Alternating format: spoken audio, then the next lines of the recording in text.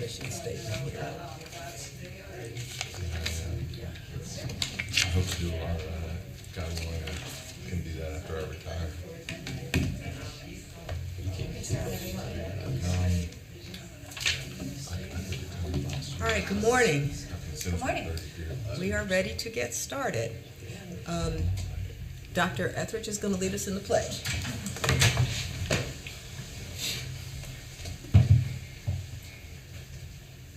I pledge allegiance to the flag of the United States of America and to the republic for which it stands, one nation, under God, indivisible, with liberty and justice for all.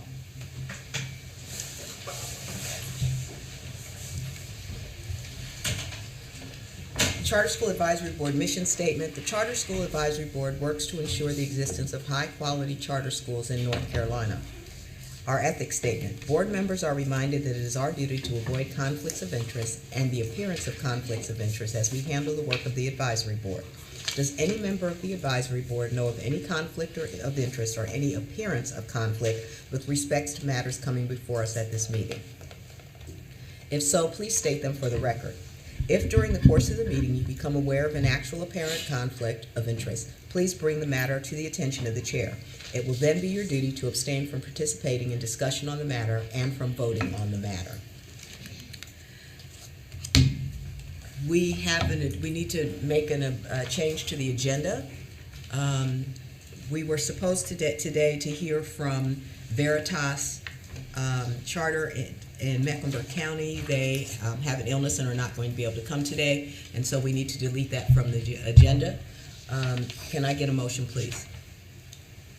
I make a motion to approve the agenda as amended. I'll second. It's been properly moved and seconded. All in favor? Aye. Any opposed?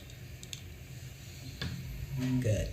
Well, now we get the honor of hearing from Sally B. Howard, School of the Arts and Science, who recently has gotten quite an honor, the National Blue Ribbon. And so I'm looking forward to hearing from them. Please.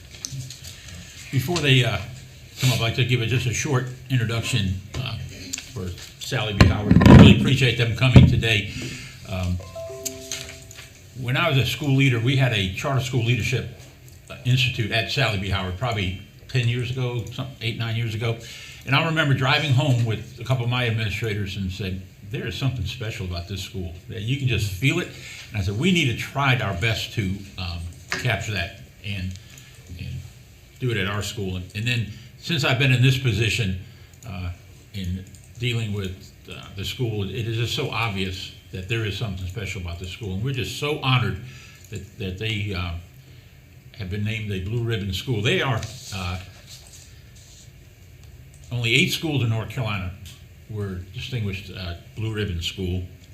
They're the only charter school in North Carolina with this honor.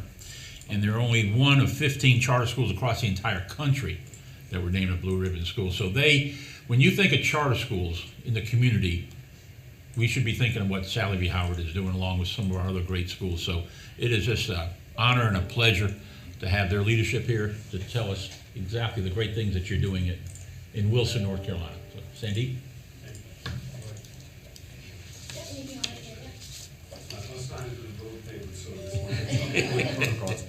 Good morning, everybody. Good morning. Good morning. It's been an honor and pleasure to be here this morning, and thank you for inviting us to this board meeting. What a journey this has been for us at Sally B. Howard School. And before I start speaking, I would like to mention Dr. Joanne Willard, our leader, executive director, and our Midland High principal, Glenn Reeves, who could not be here for some reason today because of their other engagements, but they are a part of us. 4 of us are representing the Sally B. Howard leadership team, and 2 of them outside here. We all 6 of us constitute to be the Sally B. Howard leadership team. We received this achievement award, the Blue Ribbon Award, in Closing the Achievement Gap. The story of how Sally B. Howard School is closing the achievement gap begins with Mrs. Sally B. Howard herself. Her life defied her humble beginnings. A sharecropper's daughter in Wilson County, Mrs. Howard started school late, but was an avid reader and storyteller by the age of 5. She was the valedictorian of her high school class in 1938. worked as a playwright and actress in the American Negro Theater in Harlem, taught in the New York City public school system, and traveled to over 40 countries before she came back to Wilson in 1979 when she retired and returned home and continued her work in the community, producing plays and performance for local youth.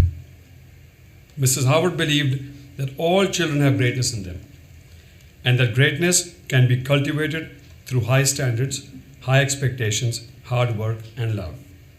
She emphasized that we are global citizens and it is our responsibility to see ourselves as one of many. We are here to awaken from the illusion of our separateness. That's what she said.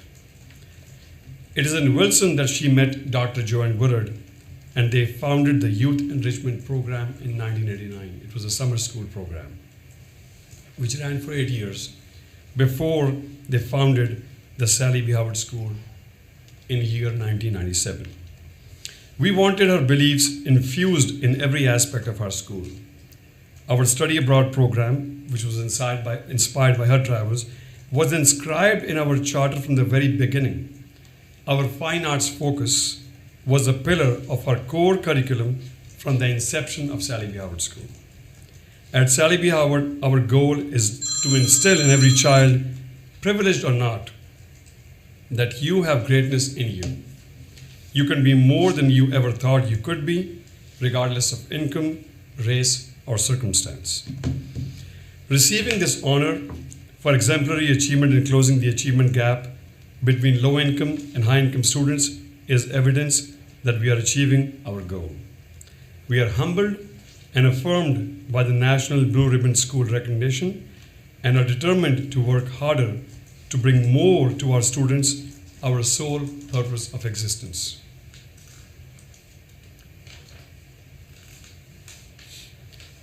Convincing a child that they can be more than they ever thought they can be, these are not just words. This is the ethos we live by at Sally B. Howard School. It's our purpose, and it's infused into everything we do. It's in our instructional practices led by our elementary principal, Pratibha Rani. Also our Dean of Curriculum and Instruction, who took her 90% EOG test scores year after year and translated them into a comprehensive instructional and curriculum program. She helped teachers reflect at a deeper level and go above and beyond traditional teaching standards to faithfully incorporate methods like chunking, aggressive monitoring, exit tickets into their classrooms. It's in our arts curriculum led by our Dean of Arts, Diana Torres, a veteran actress from Mexico who brought her decades of experience to our school to help build an arts and humanities program that would help children discover artistic gifts they never knew they had, gifts that also boosted their confidence in academics. It is in the counseling and emotional support we provide and parent-family connection we maintain through our Dean of Student Services, Kimberly Hines. It is in the nutritious, family-style food cooked and served every day in our cafeteria to about 1,100 students, and the safe school bus transportation we provide to about 1,000 students on a daily basis. When you believe in a child more than they believe in themselves, something special happens. A culture of nurturing, acceptance, and safety begins to form, and everyone involved begins to commit to the well-being of the total child. This kind of culture at Sally B. Howard School is seen in our clean, reliable, aesthetically pleasing facilities we work in every day. We have worked hard to build consistent and accountable systems at our school which allow for everything to work in coherence. We are especially proud of the diversity at Sally B. Howard School. We have had staff members from almost every continent on this planet: Mexico, Colombia, Jamaica, India, Philippines, Haiti, Costa Rica, Canada, England, Zimbabwe, to name a few. Some of the core strengths and values that we operate with at Sally B. Howard School. One of the strengths that we have is our leadership team. 4 of us are here, and 2 of us I just mentioned, Dr. Woodard and Mr. Glenn Reeves. We work as one team with one mission, one vision. We sit on the table like you all sit here, making big decisions for the state. We debate, share our thoughts fearlessly and honestly, and let our ideas battle, allowing the best ones to win and benefit the whole school and benefit us all. We are open to learning. I would like to have Ms. Rani speak about being open to learning, if you don't mind, please. Good morning, everyone. Well, first of all, thank you very much. Thank you very much for inviting and having us share our journey with you. And I'm asked to speak about how we got here. And one of the big thing that I want to talk about is that we are very open to learning. And for that, we visit high-performing schools, Henderson Collegiate, for example, and we go over there and get those best practices, bring them back, and adapt to our environment. So that's one of the pieces that defines us, that we are very open to learning. We never say we know everything. This is about a journey that we all have to take together, and we stay open for that. So that's what it is. Thank you. Caring for and making good things happen for others. Ms. Diana Torres. Good morning, everyone. Thank you. Thank you for inviting us. I would like to share a little bit about being Hispanic myself.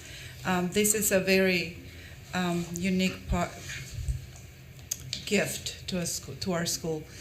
We have almost 40% of our population are Hispanic, and the reason for that is we saw the need on these families who their families are invested in their education, but they were not getting the information they needed. So if you want a parent involved in the education of the child, you have to work with a parent too. So we made a mission many years ago to give all the information, announcements, robocalls. Every teacher get translation. So we always give communication in bilingual to our population to serve both of the populations. Every conference, every meeting, we always have an interpreter. We have plenty of bilingual staff members who can serve at any moment or serve the children directly and hold parent-teacher communication very clearly.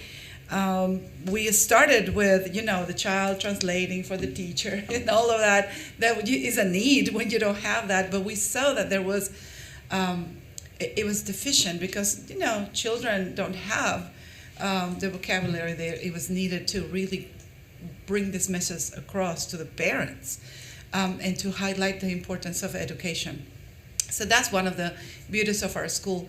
We really serve the Hispanic population, which is a growing population in Wilson, North Carolina, and therefore we have almost 40% of our students are Hispanics, and their families are always happy and well served and recognized. And we recognize some of the Hispanic holidays. We always recognize that they are present, that they are valued, that they are important, and that we want them to be part of the child's education.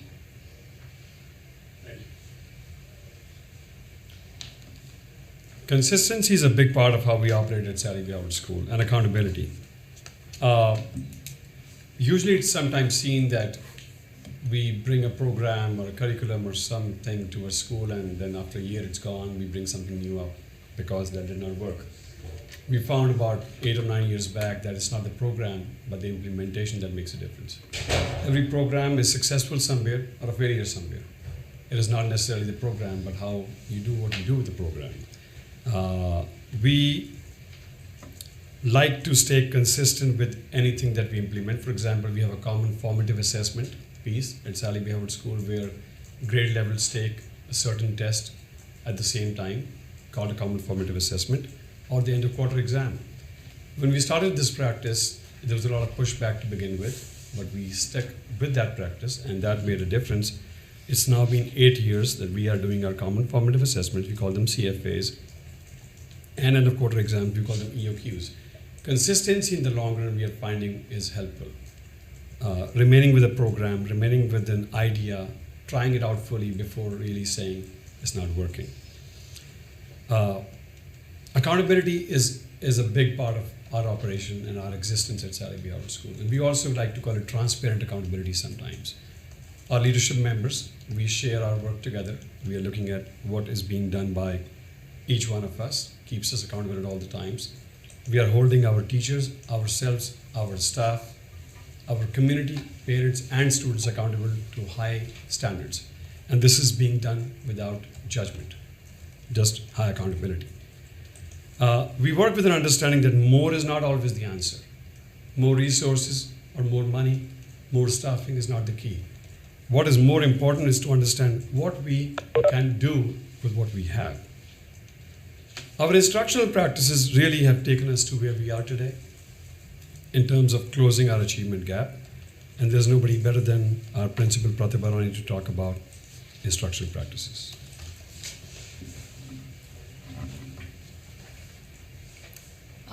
Our instructional practices are the core that define us. And yes, like, in the educational world, we say that we believe all children can learn. We at Sally B. Howard say that we believe all children can learn if you provide the right support and resources to them. So if I talk about our instructional model, it is based on the science and art of teaching and learning. How brain learns, how children learn, how their brain is working when they are sitting in the classroom. That's the focus. We go by the neuroscience part of that. And the instructional practices that we have, we brought the consistency, as Mr. Agarwal was talking about. That's a guiding mantra at our school, the consistency. So the consistency of instructional practices, no matter from kindergarten through all the way to 11th grade that we have a common vocabulary for our instructional practices. If I talk to you about what is our, where we drawing our practices from, so then I can say that Teach Like a Champion and Getting Better Faster by Paul Bambrick. These are like our guiding books that we use. These two are the tools that have given us the common language across the classrooms, be it about the management, the strategies like SLAN, cold call, no opt-out. So if you go in our classrooms, you'll find that the kids are trained, that's not the better word, programmed, let's say, programmed in a way that they know. As they go from class to class, it's the common expectation, common language that is being used in the management area, and then in the instructional area where we have common practices for all teachers, where they're going to, the main important thing that I found when I started working with the teachers was, the alignment of objective, instruction, and assessment. That's something that seemed to be missing. And then we brought that, the alignment of instruction, the objective, instruction, and assessment. That is foundation. And then you're talking about the practices, how you deliver the instruction by employing chunking. The brain learns when you give the information in bite-sized pieces. So chunking, and then how do you know that the kids are getting it? So then it's a model aggressive monitoring, and thanks to Henderson Collegiate, we got it from there, and we modified to our needs over there. So that's a common practice, aggressive monitoring. And then exemplar. We invested our time in building capacity in our teachers, helping them during their PLCs to understand the standards and understand how to construct effective lesson plan, not lesson just planning, but preparing. Where are you going to stop to ask the question? What kind of questions are you going to ask? So all those practices that we've learned over these years are now they've become part of us. So the consistency of instructional practices through Teach Like a Champion and through our instructional practices have brought us to where we are now. Thank you.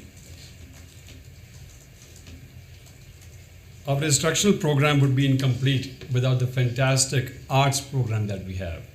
And I can say more about that, but I would rather have Ms. Torres talk about it, but this is what I would say though. It is not an extracurricular activity, it's a co-curricular thing. Our arts program is absolutely supporting our academic program. Ms. Diana Torres, please. Okay, I wrote this because I don't want to miss some important things, so, but then I may improv, okay? Our Arts, Humanities, and Science Concentrations program is unique and an integral part of the curriculum in our school. Our elective classes are not the time for core teachers to have a planning period. These classes are the safe place where our students can find and explore other gifts and other talents. Here is where they discover that there are other ways of thinking and learning. And this is the time of the day when they gather with other students that think and feel alike, and that love to do the things they love to do. Here is where the foundation of our school on Gardner's multiple intelligence theory become alive and evident. Then we see our students carrying a sense of pride of being called the actors, there go the artists, those are the scientists, the dancers, the athletes. And this sense of pride, identity, and amazing motivation absolutely impacts the desire to stay in school. And not just to stay in school, but to attend school happily, eager, ready. And their desire to become a better person in all the sense, in their academics and the same craft that they attend every day. The arts and humanities classes are the perfect way to provide a holistic education and the vision of Ms. Sally B. Howard herself, to allow the students to see their potential and help them aspire to become someone that is not defined by the circumstances that surround them. That's our arts and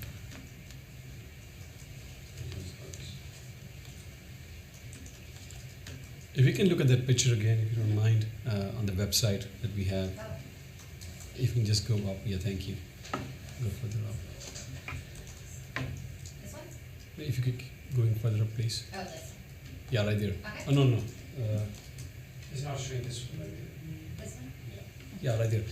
If you look at the picture with Miss Sally B. Howard and the students, I think that is really who we are. I mean, that's who she was as a person. That picture really clearly speaks to her, who she was in her spirit. I mean, this is our soul. We all exist in education for our kids. We all do. But I think in our school, it's so much focused on the child that we are serving. Every conversation, every decision, every talk, every conflict, ultimately we say to each other and ask each other, how is this going to benefit or not benefit the child we serve? And that picture is a class picture. It's going to remain there forever till Sally B. Howard School exists. And the study abroad program on the top, with the Taj Mahal in the background, is also inspired by Miss Sally B. Howard's travels herself. The picture on the right-hand side speaks about the diversity in the staff members at Sally B. You see some Indians and Jamaicans and Filipinos and everybody. So it is very impactful and powerful to walk the hallways of a school in Eastern North Carolina and see these kindergarten babies understanding my accent and not wondering what I'm saying. From Jamaica or Philippines. I mean, it's amazing to have these babies have, not a single parent has ever complained coming to our school saying, my child is not understanding what the teacher from Jamaica is saying or from India is saying. That's phenomenal. And that opens up their doors and brings about the idea of true global citizenship to a school, the best place and the only place where a child learns in the beginning. So that's what we do at Sally B. Howard School. We operate as one team, and I'm saying it again, I know, but this is important, that we made Miss Sally B.'s vision our own. Dr. Willard made it her own, and we all made it our own. And we all work together towards accomplishing the mission. It is so important for us as leadership team to be on the same page about things. To let the battle of ideas happen and not let the battle of personalities and egos happen. Because when the best idea wins, who wins? We all win. And that's the mantra That's the mindset we operate with at Sally B. Howard School. Building capacity in others is big, and Ms. Rani has talked about it. I would like to invite Ms.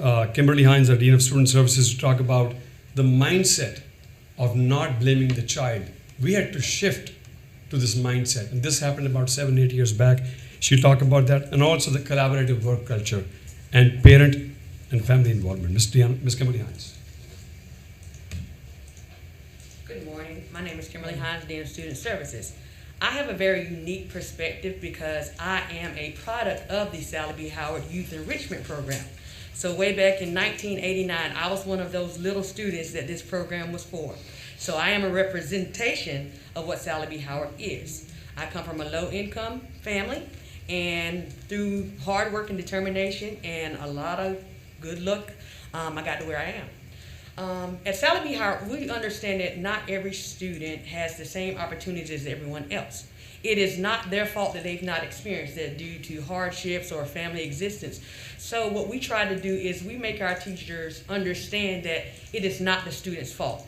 So when they're looking at those test scores and little Johnny didn't do as well as what they thought that they would do, we ask our teachers not what happened in the classroom with little Johnny. We ask our teachers, what did you do in your instructional practice to get these results?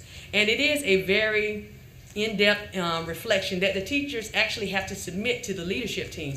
And they talk about, okay, for my 80% kids, this is what happened. For my 50% kids, this is what happened. This is what I could have done better. This is what, these things that we take into account every day. So ultimately, the teacher is constantly reflecting on her practices, not the actual child and what this child can or cannot do. What did she do instructionally to assist it? So it's not a blame the student. The teachers all know that we're here to educate the child. We're not here to give jobs. Dr. Woodard is very, very adamant about that. It is about the student. It is about making sure that they excel. And one way we do that is through parent involvement.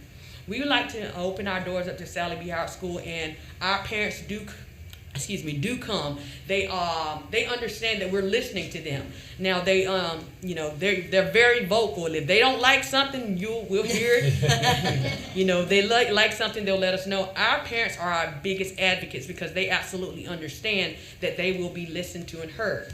One of the things that we make an absolute, which is my absolute job, and the best part of it, is making sure that we have someone there to listen to those parents at any given time.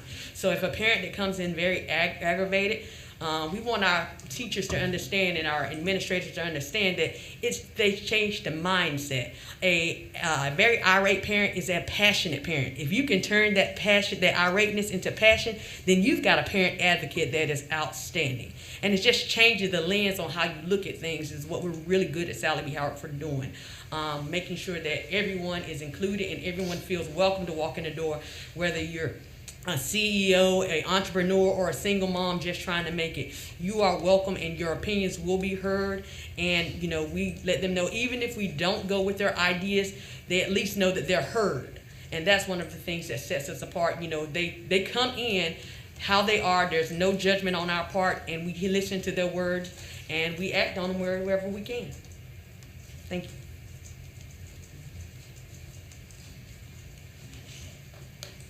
So you heard from all of us about many things that we do at Sally B. Howard School. These were some of the core values and strengths that we have at our school. There are many parts to the story of how we got here. This was and is a team effort, a movement supported by parents, the community, and leaders like yourself.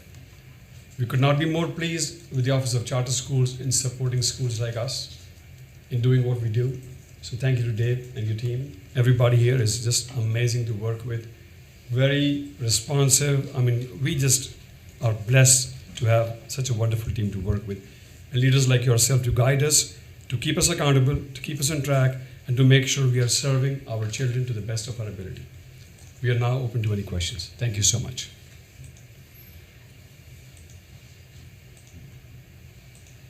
Any questions?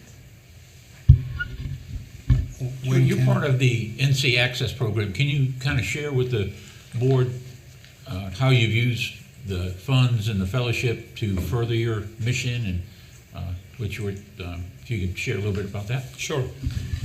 So NC Access program has been very helpful to us. We recently started our high school last school year with grade 9 and grade 10, and we brought in a very big focus on biotechnology. We live in the RTP area, and biotechnology is big and growing. And the NC Access funds have been able to help us establish and sustain the biotechnology program. It's not inexpensive to sustain. The supplies are expensive. The lab is expensive. NC Access program has been doing very good for us. We have invited industry leaders, including some people from companies which are in Wilson and the Raleigh area, and we see huge potential for our students to go in the job market after high school and to go to higher studies in college and all that.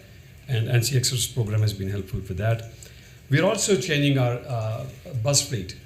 We have been serving our children in $3,000, $4,000 buses so far. They've been doing great for us, but NC Access has given us an opportunity to buy some reliable, safer buses to transport our kids to our school and back every day.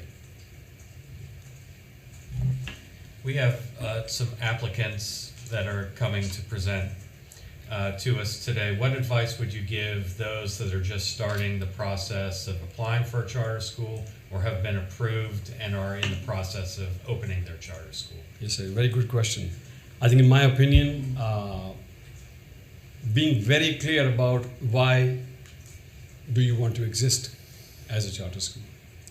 What is your mission? Being very clear about that and making sure that every stakeholder, every leadership member, every staff member is very clear about that mission, believes in that mission, and works towards that mission.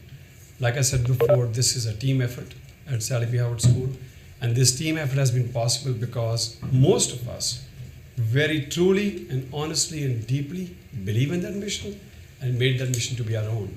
And that's why we are able to keep our egos aside, our personal conflicts aside, and let the battle of ideas happen on the table and let the best idea win. So this may sound philosophical, but we find that this is very true for our existence at Sally B. Howard School.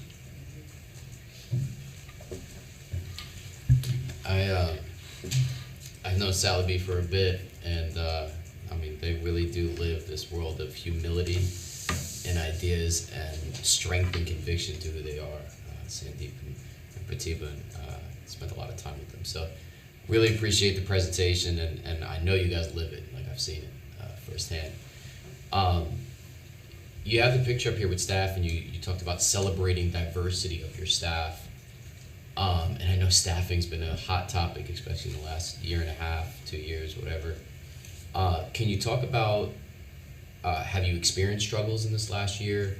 Have you not, because of some of the things you guys have decided to do in terms of how you make up your staff? And wherever you go with that, just kind of give us the current reality and what you're doing about it.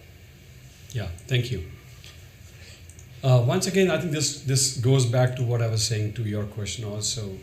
We have found that when staff members, people don't leave jobs, they leave managers, they leave the environment. And if somebody chooses to come to a teaching profession, they want to be in there, that's why they choose to come in the teaching profession first of all. I think we have been successful at Sally B in a way that we have not faced those staffing struggles for the last few years, at least. Because of how so many of our staff members have been aligned with the mission and the vision of the school. They believe in that. We started our school year with that story. Our history of why we exist is repeated every summer.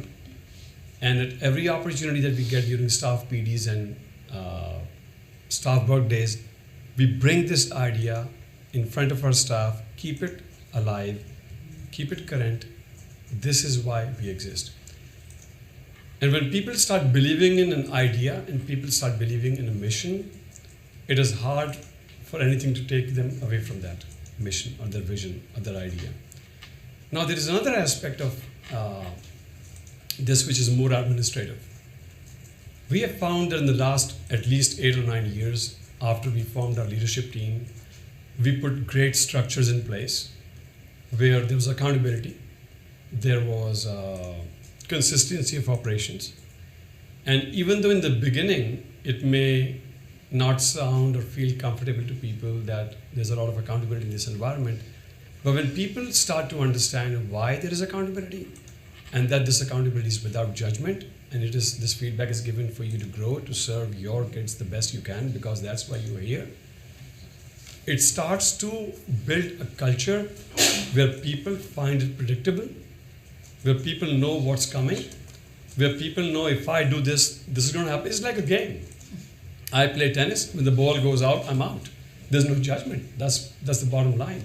And when you start working from that clarity, people start believing in administration, and they don't leave managers anymore. So we've been fortunate to have a very low attrition rate, and all of us have been at Sally B for about 20 years. Ms. Hines, 21, Ms. Torres, 20, I've been 17, Ms. Rani, 16, and many of our teachers have been there for a long time. So to answer your question, Eric, we have been fortunate not to face those struggles so far.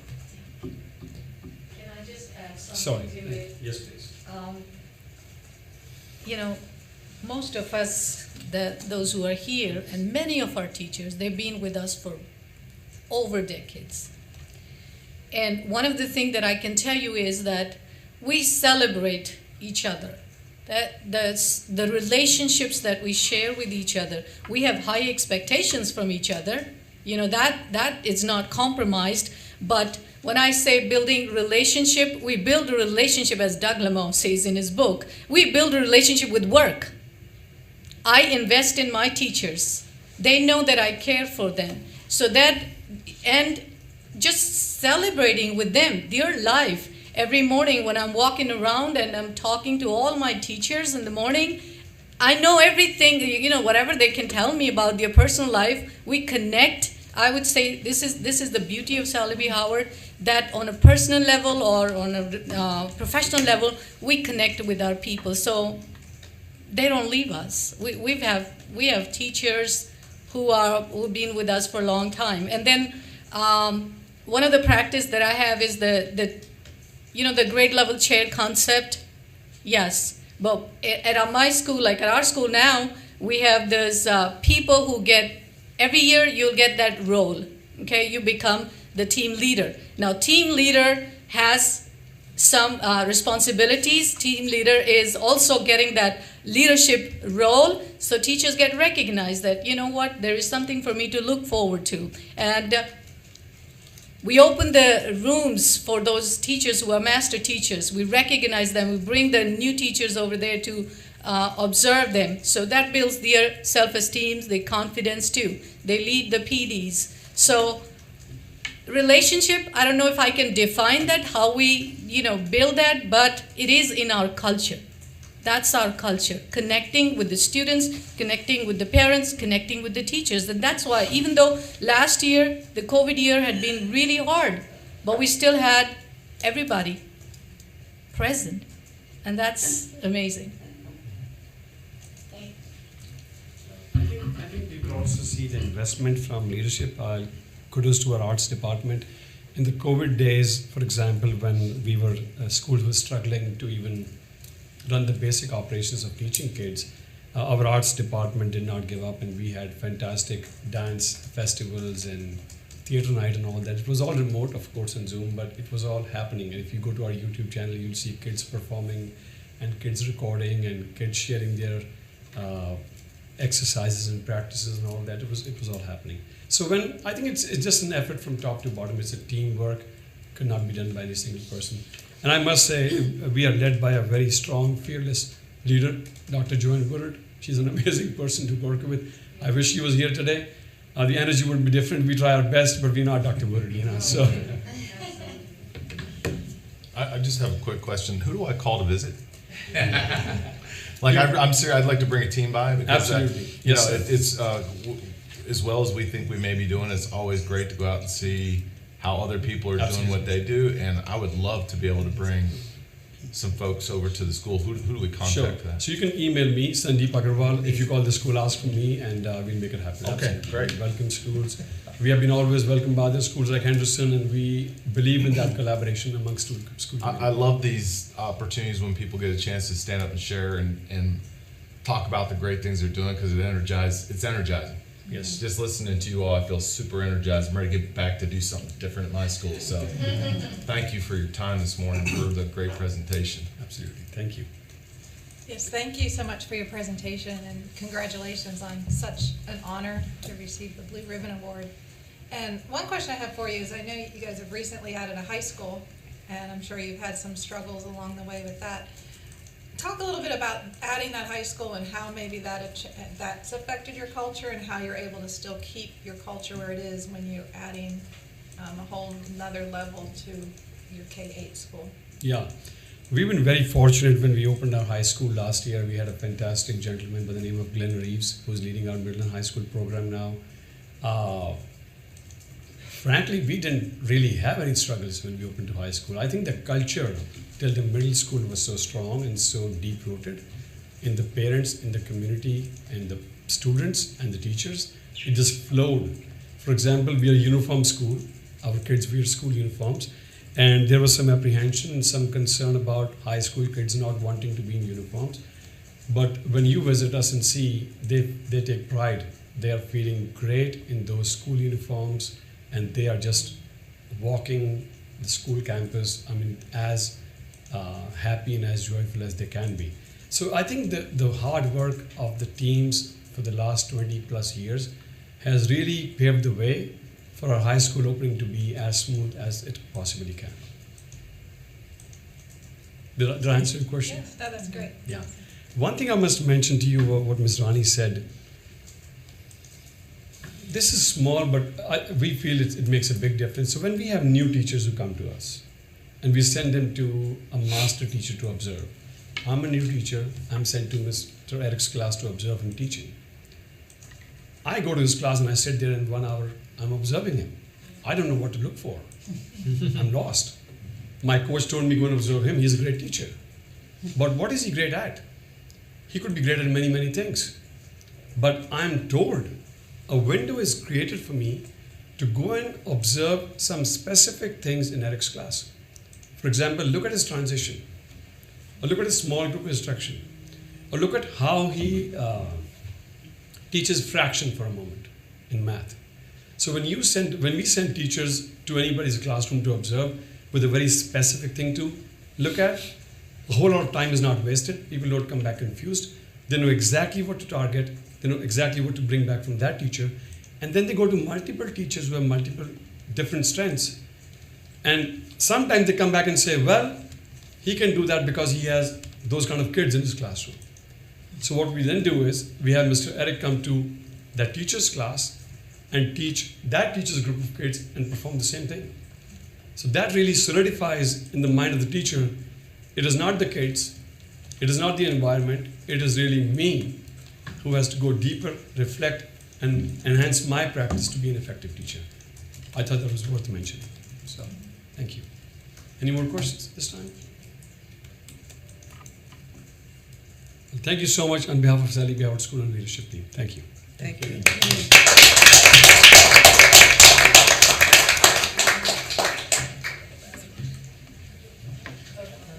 Yes. Do we have time for a break? If we take a picture.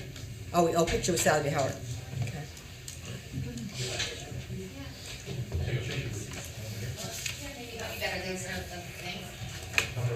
That way, Let me see, let me pull up the monitor. Let's see. So it's fine. All right, come up front. take more, if we can get everybody up front, I'll get these chairs out of the way. Are we taking these in mass? Yeah. Are we taking them with mass? Ooh, that's a good question. I'm not making that decision.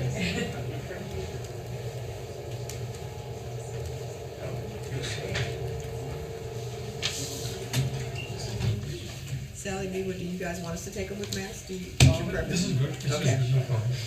Yes, ma'am.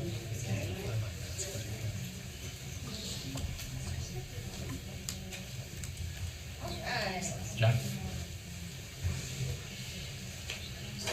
Yes, full board.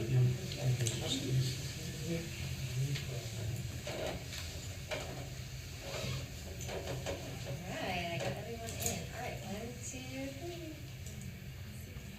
Awesome, thanks so much. Thank you so much.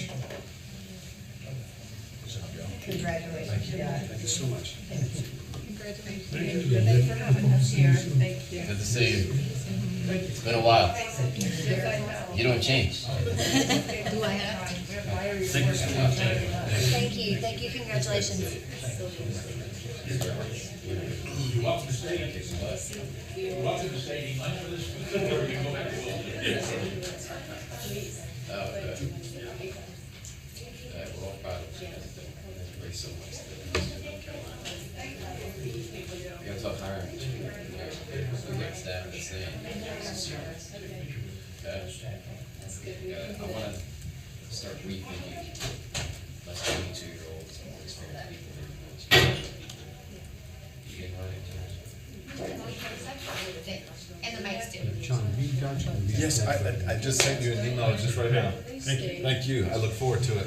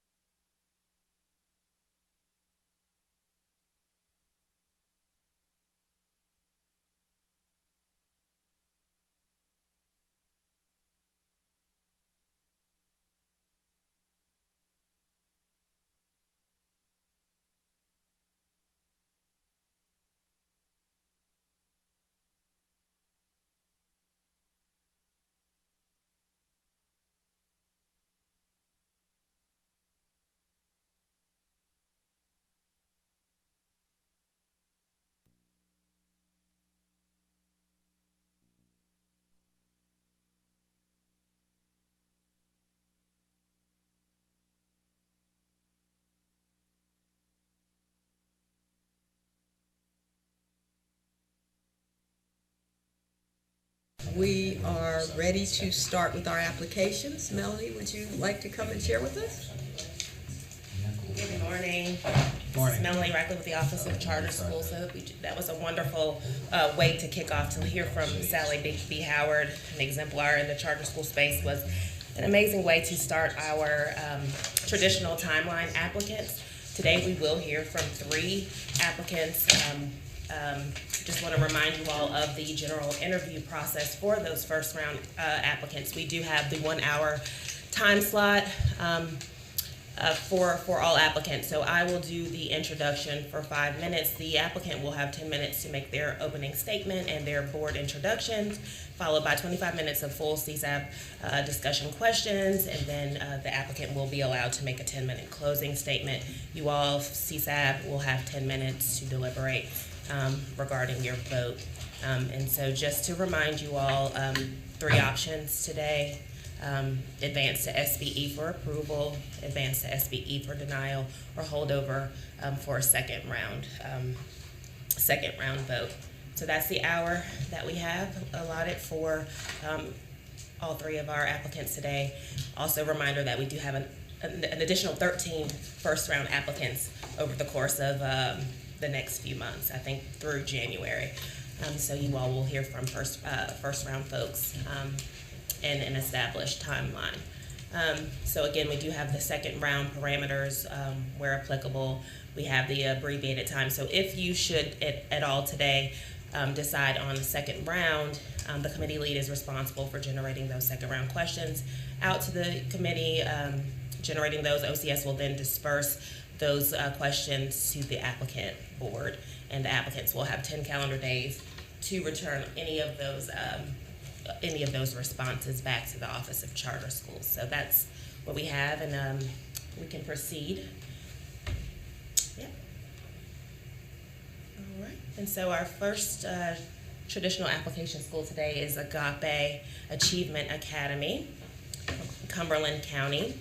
And Agape Achievement Academy proposes in year 1 to operate in grades kindergarten through 5 with 90 students. They do this from year 2, year 3, beginning in year 4, they'll expand to 120 students. That's their capacity, 120 students from year 5 and beyond.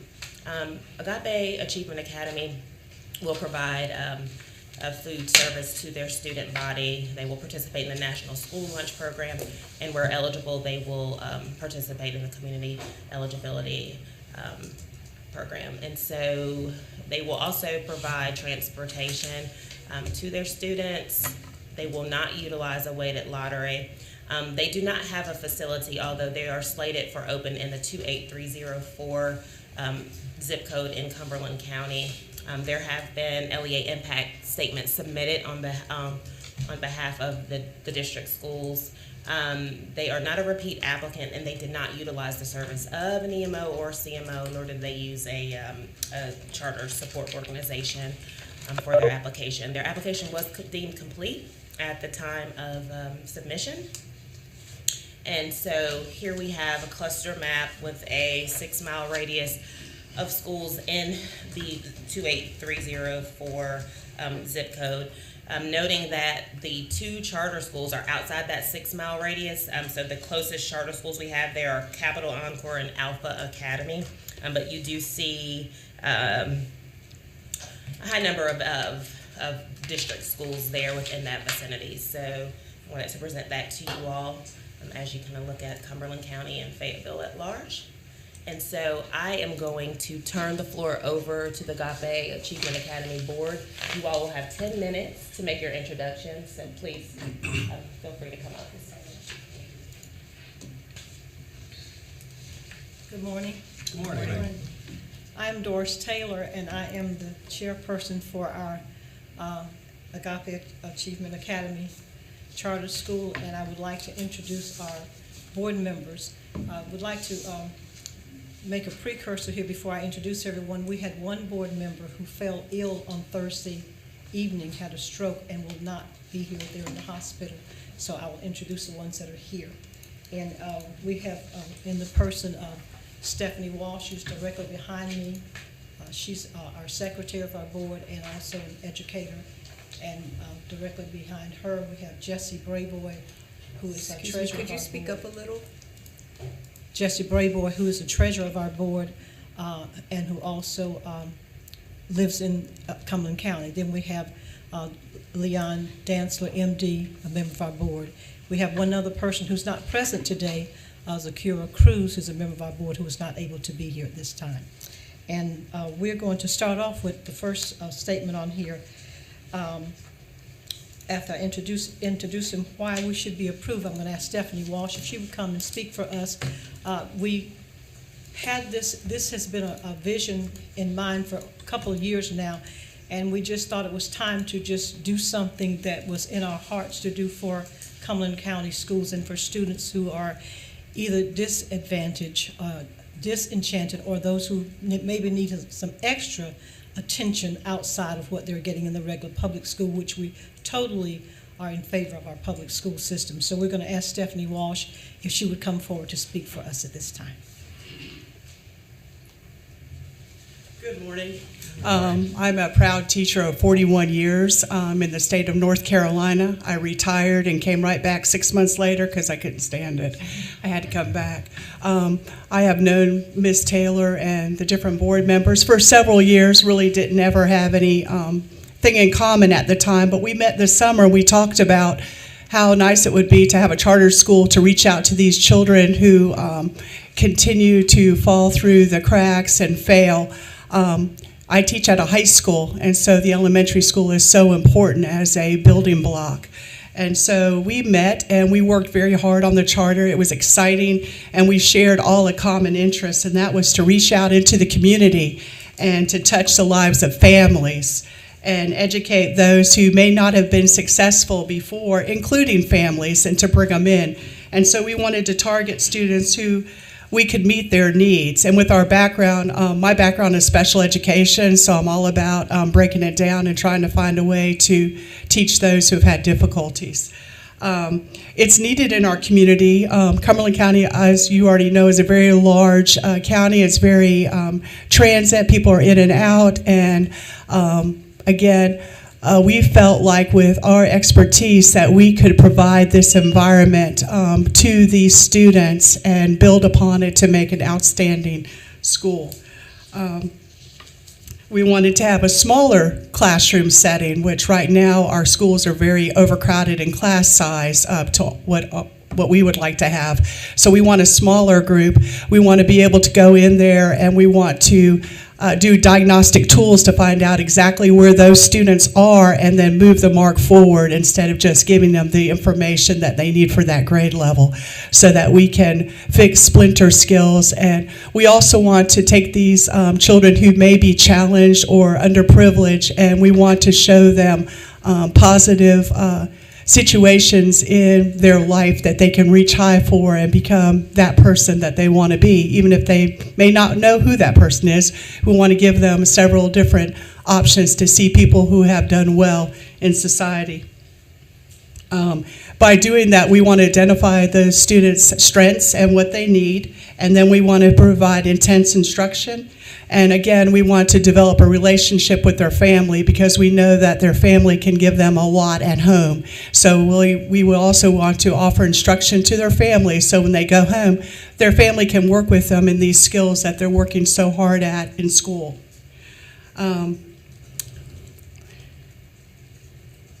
And by doing that, we want to form a circle and join the staff, the teachers, and the family with the child in the middle, so that they all know we're talking the same talk. Because after 41 years of teaching, those are a few of the things that I have found that would be better if we could have done that. Also, we want to have open communication with each other and also with families that we are working with.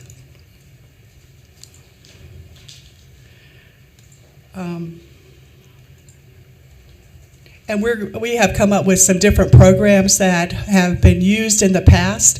Unfortunately, sometimes when you work in the school system, you have a program that's really working and then all of a sudden it's abandoned and you go on to the next program. So there's some oldies but goodies type programs that we want to get back to work with those students. We know that all students can't learn the same way, and so we want to find out which way they do learn best and then go forward with that. So just to recap, we want a small class size, we want a dedicated staff we'll have open communication with the families, we will use strategies that work with the student, we're looking at their learning styles, and we're going to treat each child as an individual learner with intense instruction so that they can make the grades that they need to for their grade level. And finally, we'll celebrate success.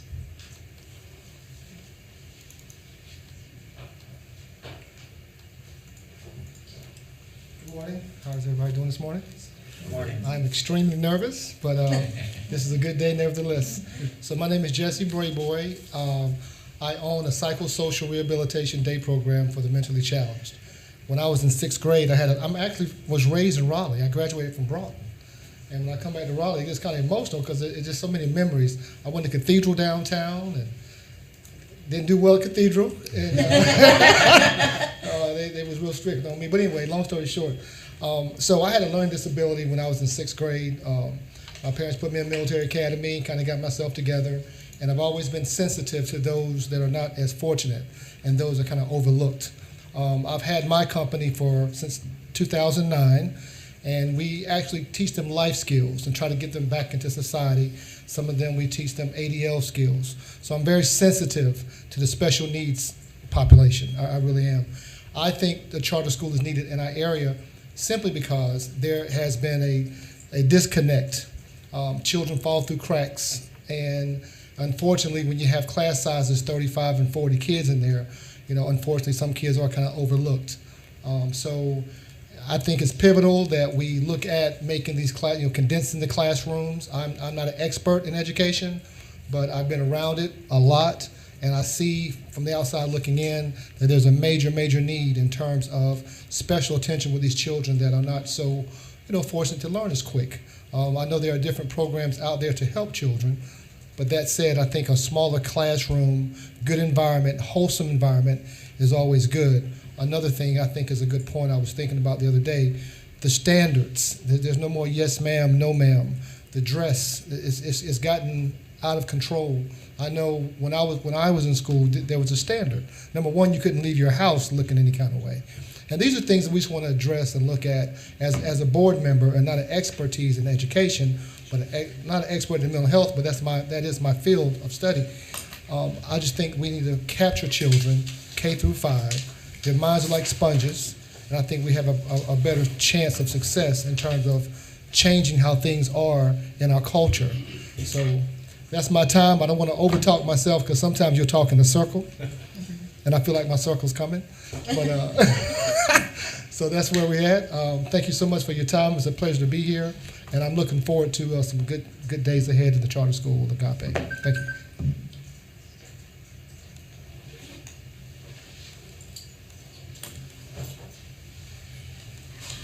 Good morning. Good morning. My name is Dr. Leon Dantzler, and I'm here as an individual who grew up in that community. And understanding that community is a disadvantaged and low-income area, I saw firsthand growing up how important it was for a rigorous, supportive, and safe learning environment. I had the advantage of having a mother who was a school teacher in the public school system, and she was able to create that environment for me at home. On a daily basis, she was able to show me firsthand how important it was to have the study skills and have the encouragement that was needed to succeed. Because of that, I have a passion to see other young people who may not have that environment at home created in another venue, and I think Agape Achievement Academy will certainly do that.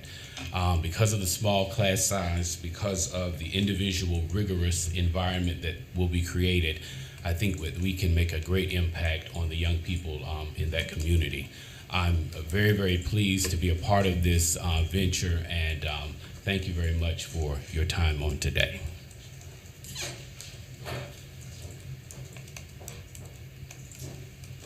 And I'd like to close out this part by saying we certainly, I'm an educator of over 50 years, and I also grew up in that community. My father was in the military. When we came here, my father died. My mother reared 9 children, and we went to school, and she did not have a high school education, but she promoted us to be excellent. The key thing I want to present about Agape Achievement Academy, number one, we want to know, you to know that every child to us is unique in his or her own way.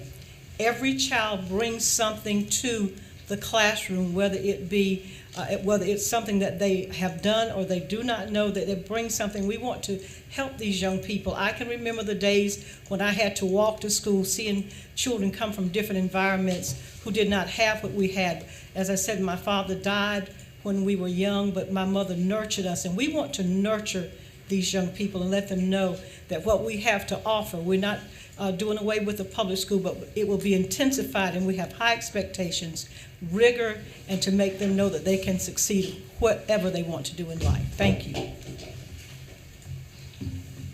Thank you. Okay, we have, I think, 25 minutes to discuss this application, to ask any questions we may have. Does anybody have any comments or questions they'd like to put out there? Yeah, I do. So thank you for the introductions. It's nice to meet you. When I went into Illusion, I did not see the spreadsheet that had all the board members was blank. So it's nice to meet you. It's in your packet. It's in the packet. Okay. I didn't, my questions are, I guess my initial questions are around the evidence they provided for community interest. But even before that, I have questions about the authorship of the application. So, I'd like to hear more detail about the instructional program, specifically reading instruction, and the relationship with what appears to be a faith-based nonprofit. Yeah, just those two for now.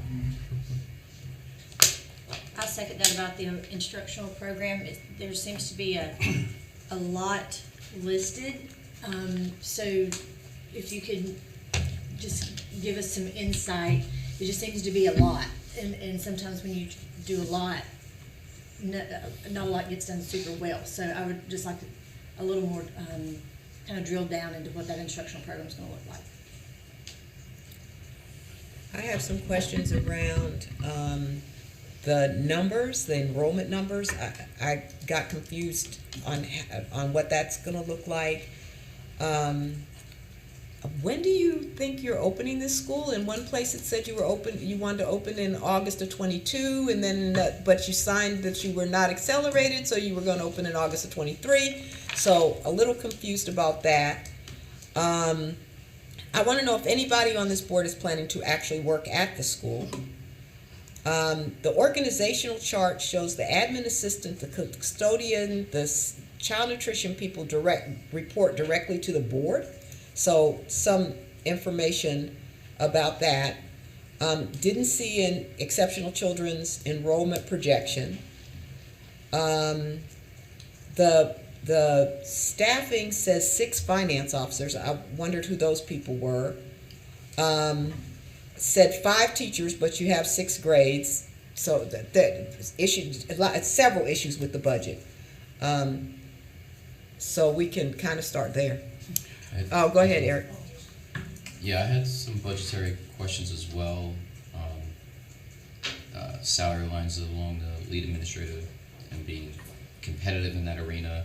The overall enrollment, as you said, but also EC enrollment, at least if you look at the budget, it's around 12% special education.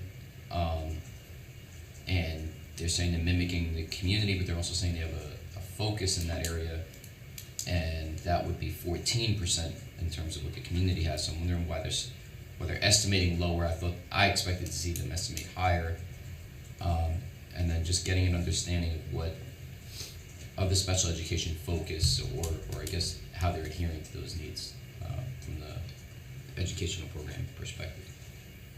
There also isn't any child nutrition revenue, but I think they said they're going to be in the child nutrition program, if I'm not mistaken. Begin? Yes. Okay, sorry. I don't know if I can remember all the questions, but I'll start with instruction. Okay, so in developing the charter application and getting together, we pulled a lot of information, probably too much information, as far as different things we would want to choose from. We probably need to be more specific in exactly what instructional programs we're using for the reading and the math. We are going to follow, obviously, the standard course of study, and we will use programs that complement that. It kind of depends on also, we will have a program, but we also will be looking at unique needs of the individual children, of what they need. Our big thing when we talked was identifying their learning styles, and by using their learning styles, basing their instruction on that, by using differentiated instruction in their evidence-based or their projects afterwards to see what their mastery was versus just paper pencil test. And I don't have the book in front of me to read all those instructions of what we were using.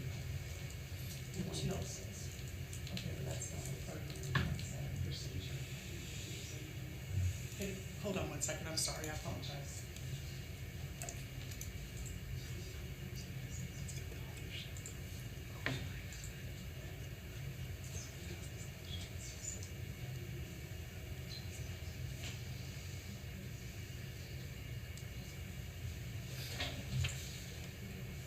And then as far as answering questions about the EC population, so we will be accepting children, and we will be looking to see if they already have a current IEP, and then we will be matching those goals and getting information from their previous school. And at the same time, we'll be using the MTSS program, where we'll be looking to see if the child actually does need special needs, and if we need to move forward, with that in the identification process. Yes. If I may, a couple questions. Yes. Do you have a relationship with Peak Academy? No. Okay. In your application, there's references Peak Academy on 2 different occasions. So I was wondering what that was about. Who was the primary author of the application? It was a group effort in coming up with different parts of the application. Because Peak Academy is mentioned twice in the application. So I looked at, we have a Peak Academy in Buncombe County. So I looked at their application from 2019. And there are segments in your application that deal with what your teachers will know and do, how your lunch program is structured, and what the school day description is.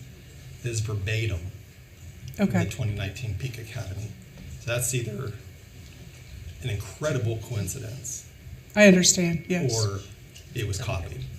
Okay.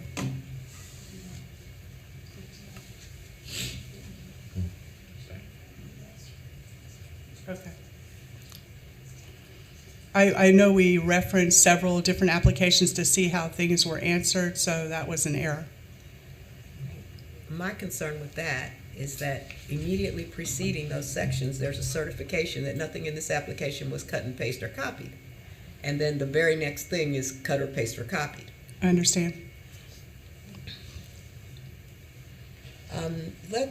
Let's talk about budget. Can you talk to us about budget, or somebody else better? I'm going to give that to someone else. Thank you. Okay.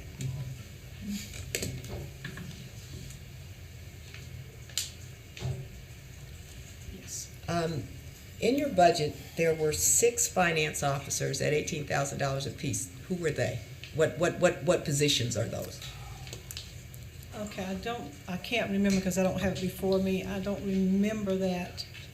So they may have just been put on the wrong line, Yeah, you may think? have been just put on the wrong line because I know we don't have 6 finance officers. Okay. Could have been put on the wrong line. Their core teachers were listed at 5, but you've got 6 grades. I should have had an EC teacher also, would have made the 6th person. The EC teacher is going to teach a gen ed classroom?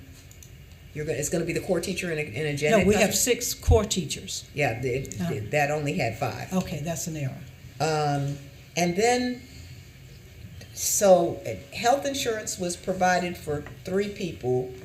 I just wondered who those were, because you only were planning to pay Medicare and Social Security for those 3 people, but you gotta pay Medicare and Social Security for everybody. This is in the admin section. Okay. Yeah, talk to me about that. How, like, why are you not providing health insurance for everybody, and who? Or no, the why could be money, but who are you providing it for? Of those people in the admin section, which 3 people are getting health insurance? That should have been everyone. I'm sure that was an error on the chart, because the teachers certainly we're providing that for. This would have been in admin, not in the teacher section. Admin, yeah. That should have been. But health instructional, the health insurance under the instructional section, you have 6 teachers, 3 assistants, which is 9 people, but you're only paying Social Security and Medicare for 7. Also not possible. You got to pay Social Security and Medicare for everybody. Right. Needless to say, there are a whole bunch of issues with this budget that I just don't understand. There's a question about, there's money assigned to a management company, but then there was nothing about a management company. So what was that? That was probably our Paychex company who will be doing the finances for us. Okay, and why do you not have any child nutrition money in year 3?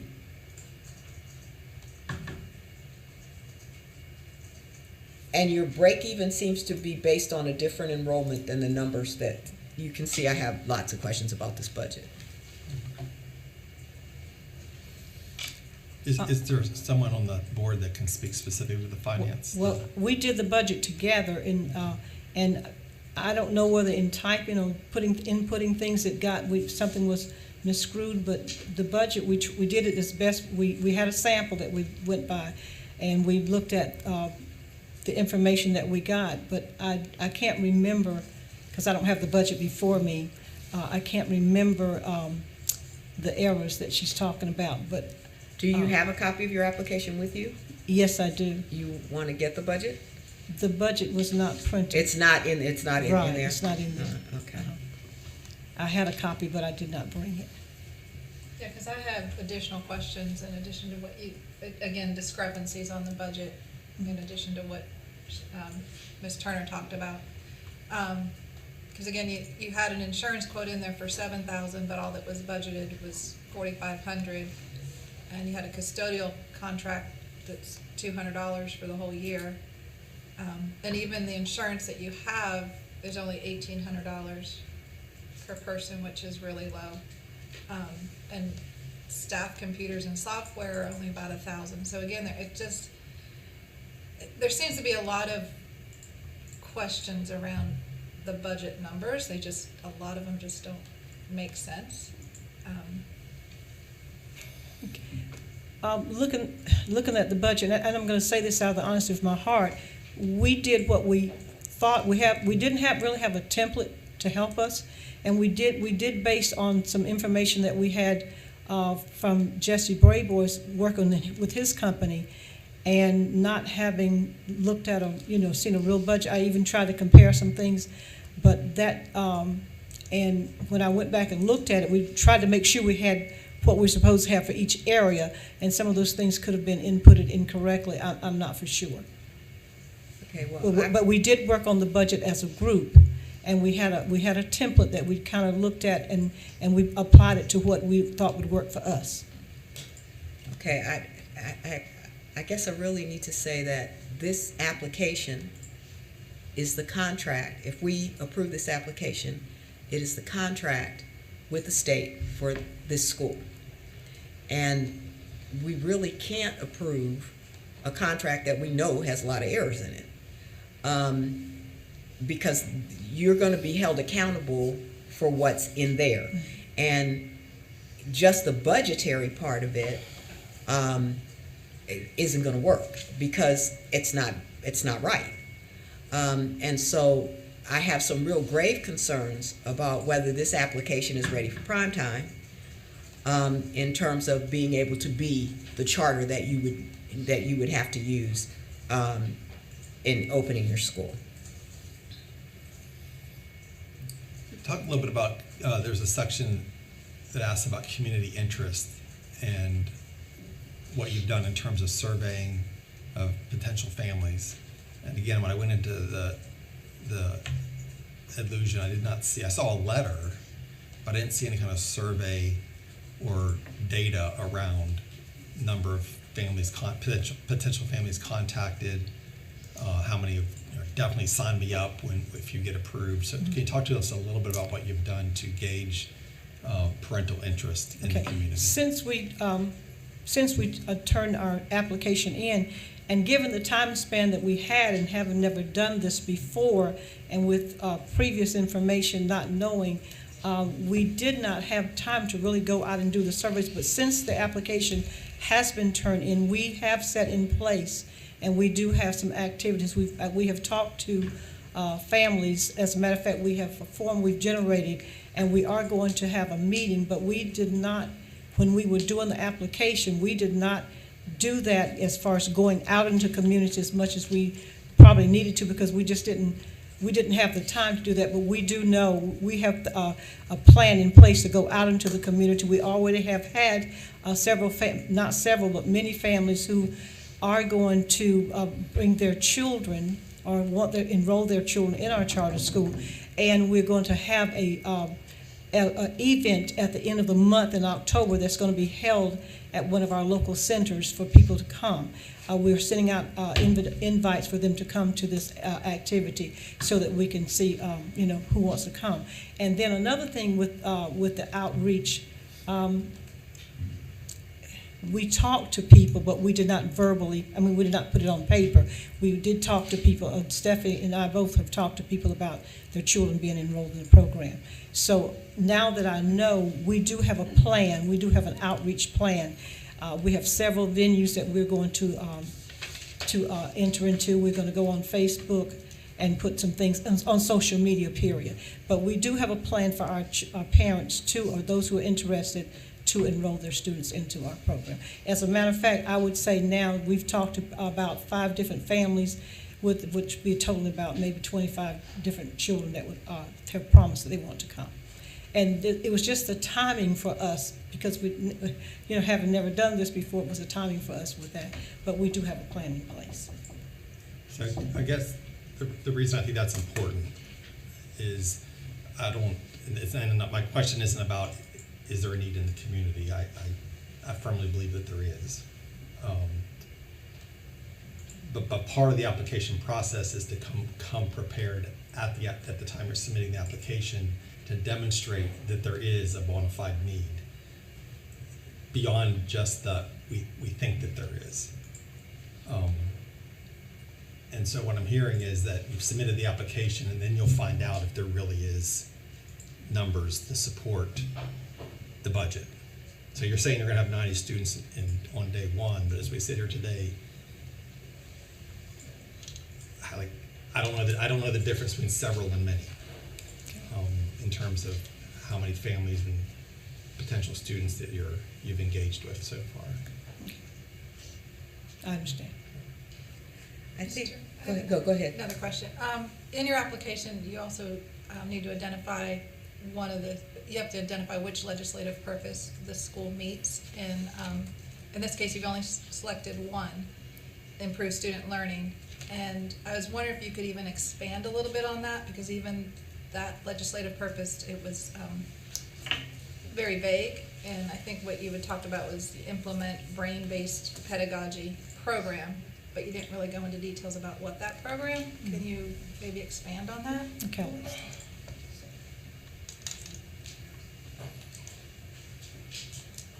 We have a program that we're implementing. It's really a brain-based equity program called the MTSS. It's a multi-tiered program, and that is, as a matter of fact, we're implementing it right now in our county for elementary kids. And I think that program it will not only identify, but it's a tiered level. We go from tier 1 to tier 3, And the tiering is that the upper 80% of the students would have in general instruction, everybody. And then we will pull from that the students who need extra instruction or modified instruction. That will become our tier 2.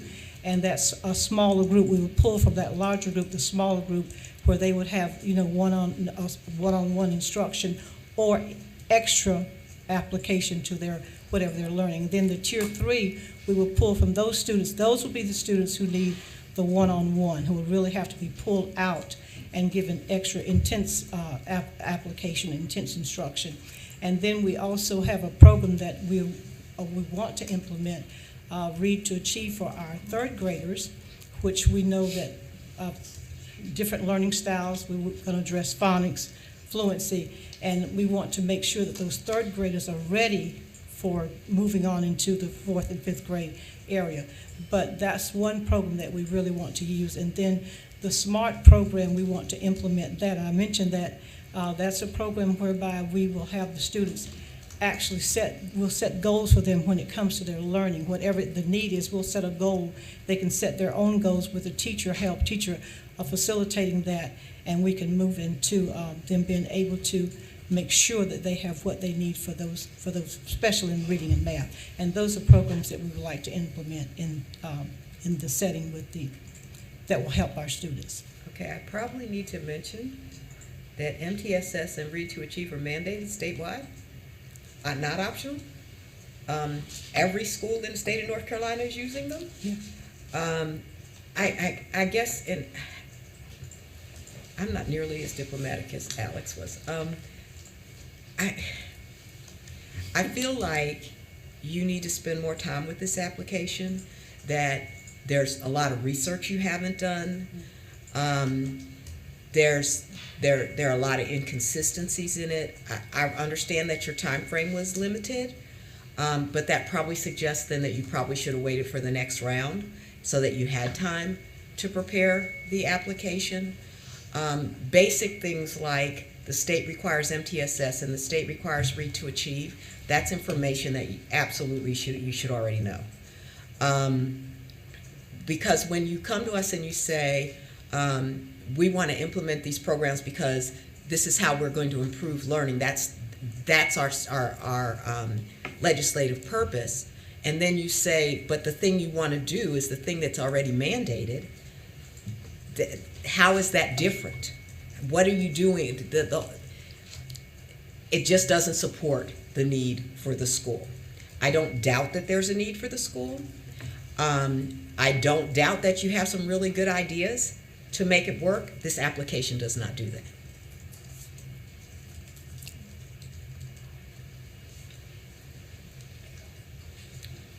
Yeah, I would totally agree. I used to live in Fayetteville, North Carolina, and ran the YMCA there. And I will tell you, there is a need for a school like this in that community. And I think you guys have some good ideas, and your heart's in the right place. But there's work that needs to be done around how you would actually, what this would look like, how you would actualize a good idea. If there are no further questions, you can go ahead and make your closing statement. Okay, and I'm understanding everything that you're saying, and the others can speak behind me. I agree with you. I would certainly hope we would be given an opportunity to go back, since this is new for all of us. I really have never been in the elementary arena other than when I first started teaching years ago. I've been in high school for over 20-some years.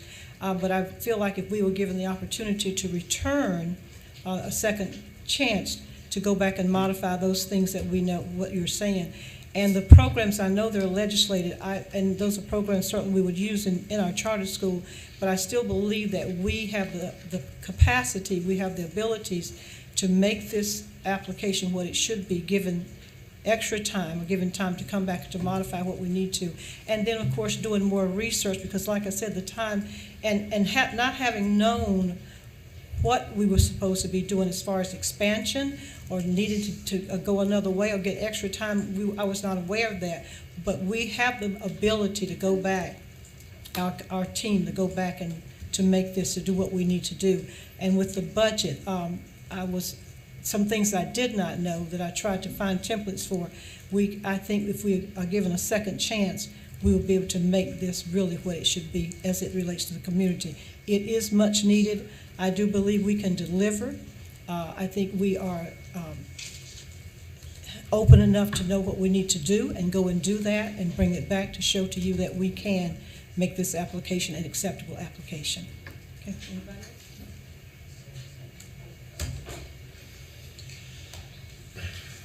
Just real quick, I know we're stressed for time.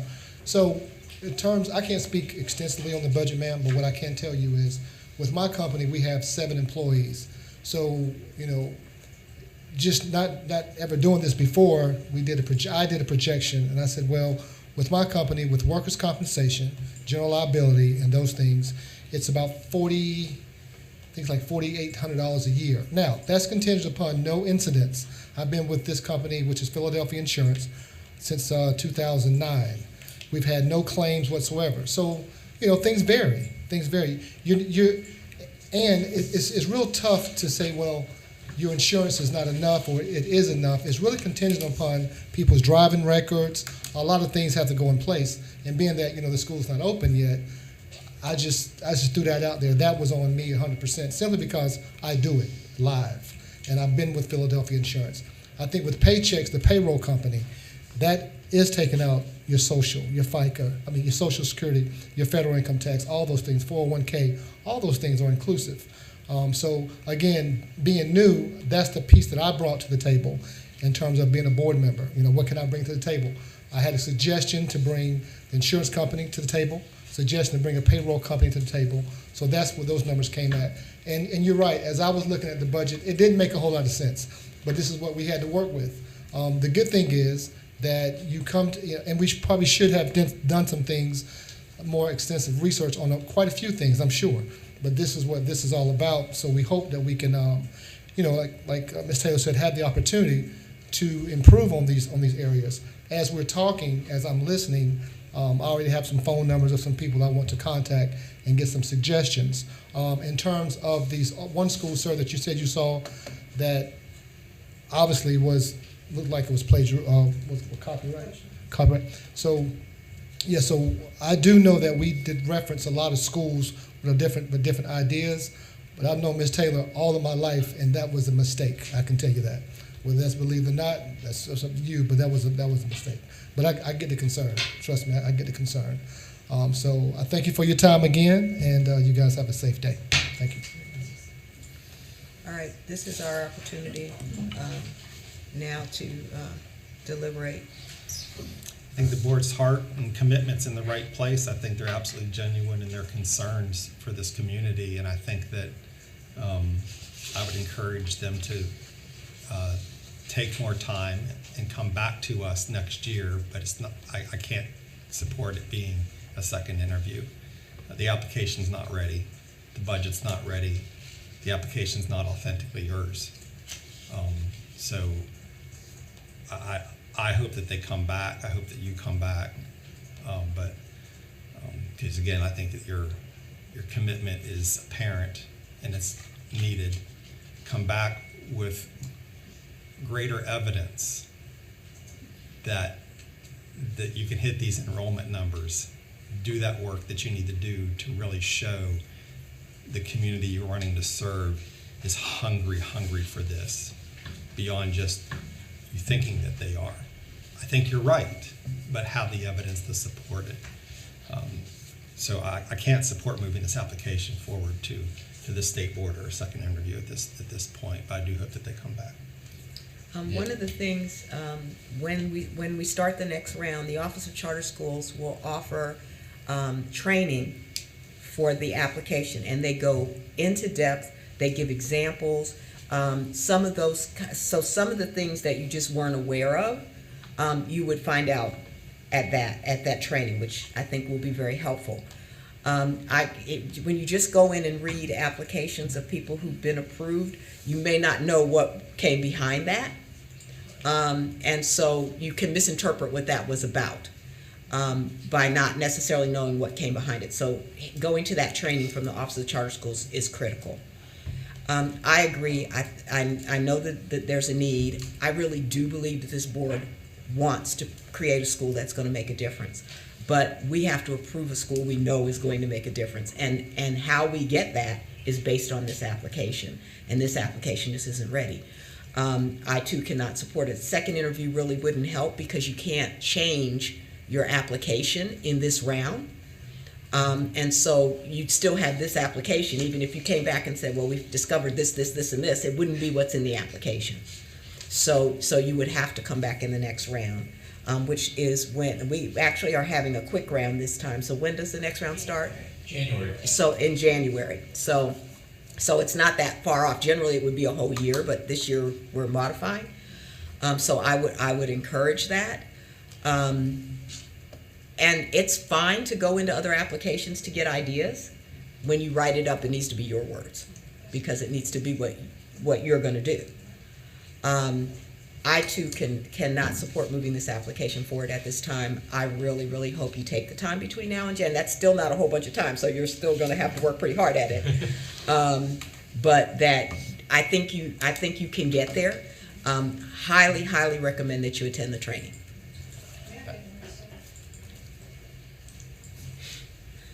And I thank you for saying that. And we didn't know that. We didn't know any of that until later, really after the application was gone, because we wanted, we did a lot of the research. I did a lot of the research, and I did look at Peak, and I did not mean to play. That was really an error. I put a lot of myself in it, and I'm not an elementary person, but we know that we have the capacity to make this work. We know that, and we thank you for that information, and we're going to do that training because we want this to happen. It's viable for Fayetteville, Cumberland County, and we'll do that. But had we known that, of course, we would have done that, and nothing. And I thank you for that, and we're going to jump on that. So my question is, when we come back in January, we need to resubmit the whole application. Is that right? So you won't actually come in January. The application. You'll apply in January, right. And then you'll go through this whole process again in the next cycle. Right. Okay. And so, when does that training, off the top of your head, can you tell me when that training starts for, or do we just go on the? Yeah, if you go on our website, and I'm going to give you my card where you could talk to myself or Ms. Rackley. Okay. If you go on our website, we clearly state when the application opens, when it closes, and the training we'll offer in between. The next round will open up in January, and it will close in April. Okay. Okay. But before you leave, I'll give you my card so you can contact me. All right. Thank you. Eric? I think the passion and humility is compelling and was expressed in a number of different ways. But I also think there's mindsets that are missing here. When you're asked about the educational plan, and that's the lifeblood of your application, that's what you say you're going to do for kids, and the answer is, we put a lot, we don't know what we're doing yet, we may do this, we may do that. When you're asked about potential plagiarism and don't have a response for it, and then the budget, when it's, oh, we just didn't know, we have typos. And I'm saying this with all due affection, I really do. I'm not trying to be judgmental, I just want you to be able to come up here and present your brand in the right way. Because your brand today was not synonymous with the stuff you want it to be. So do the homework. Hire somebody if you need to in terms of consultants and people who really know this stuff, and really know that when you come in here, it's game time. Like you gotta have the work in front of you. You gotta be able to reference things. You gotta have the numbers secured. There isn't, I don't know, or nobody told me this. This is, as you called it, Cheryl, this is prime time. Yeah. And you gotta be ready for it. And I say that again with the hope that you do come back and really, really do well. Because as the colleagues have said, there's a need for it. I am ready to make a motion if we need that at Please. this time. I'm not sure the exact language. Is it move for Agape to not be moved to ready to open status or something? Right, so make a motion for Agape to not be moved to ready to open status.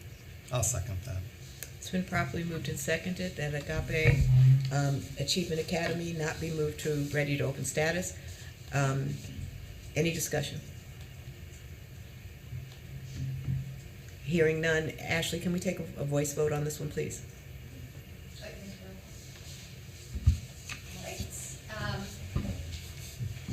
Shelley Bullard, Aye. Todd Godby, Aye. Terry Stoops, Aye. Lynn Kruger, Aye. Cheryl Turner, Aye. Bruce Friend, Aye. John Eldridge, Aye. and Eric Sanchez. Aye. Passes unanimously. Unanimous. Thank you very much, and we look forward to seeing you in the next round.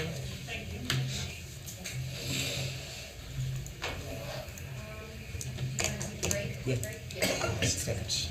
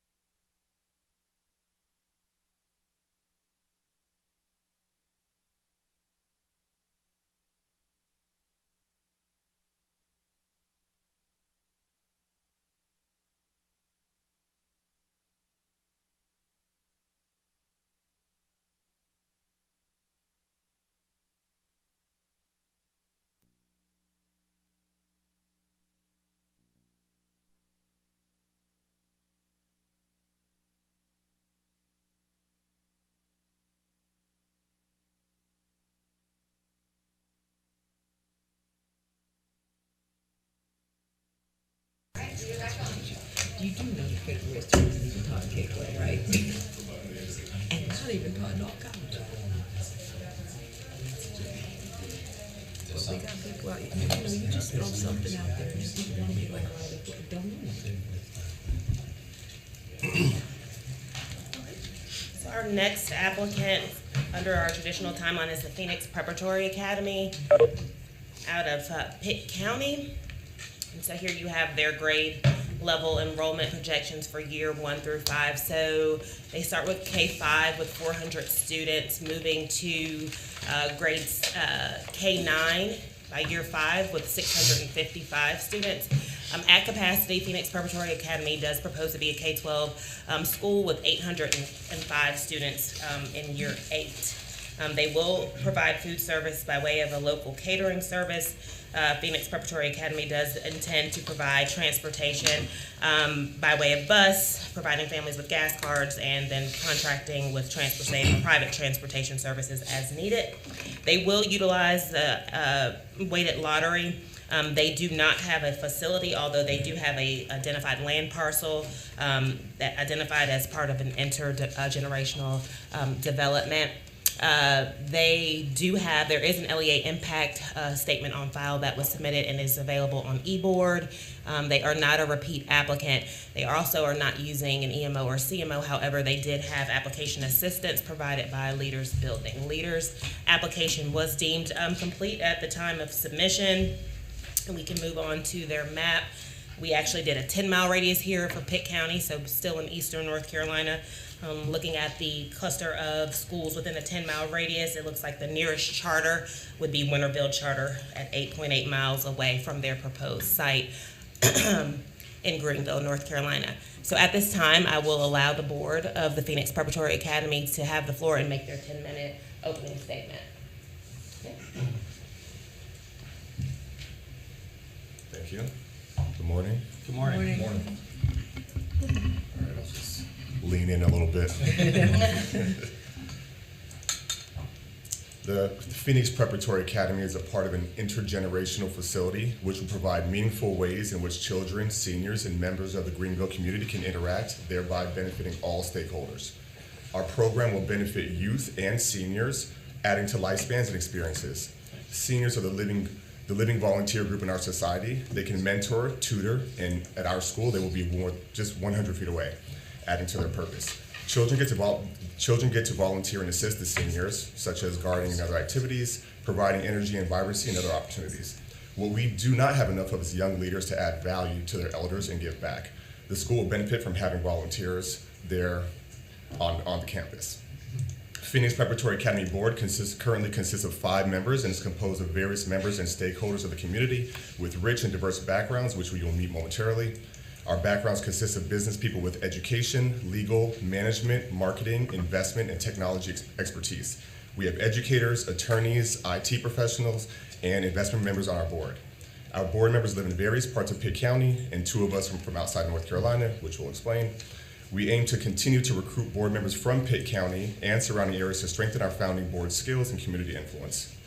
The board members are myself, George O'Garo. I'm a wealth manager at Goldman Sachs. I live in Los Angeles and work in New York. I'm also one of the 2 carryover board members from the Retirement Community Center and the Phoenix Preparatory Academy.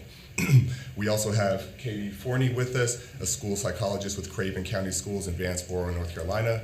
We have on the line Ken Peel, who has a background in educational technology and matching the ed tech to the IT platforms. We also have Ken Walker, who is a principal product manager for Sephora, and I think he'll be walking in any minute now, and has background in volunteer background on youth and community development and served as 2 terms of the Brisbane School District School Board member.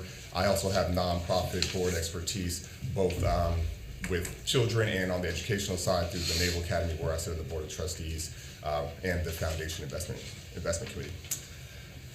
So those are the board members. And Dr. Wanda Wright, who is not able to join us today, she's on the faculty of East Carolina University, School of Dental Medicine, Department of Foundational Sciences and Research.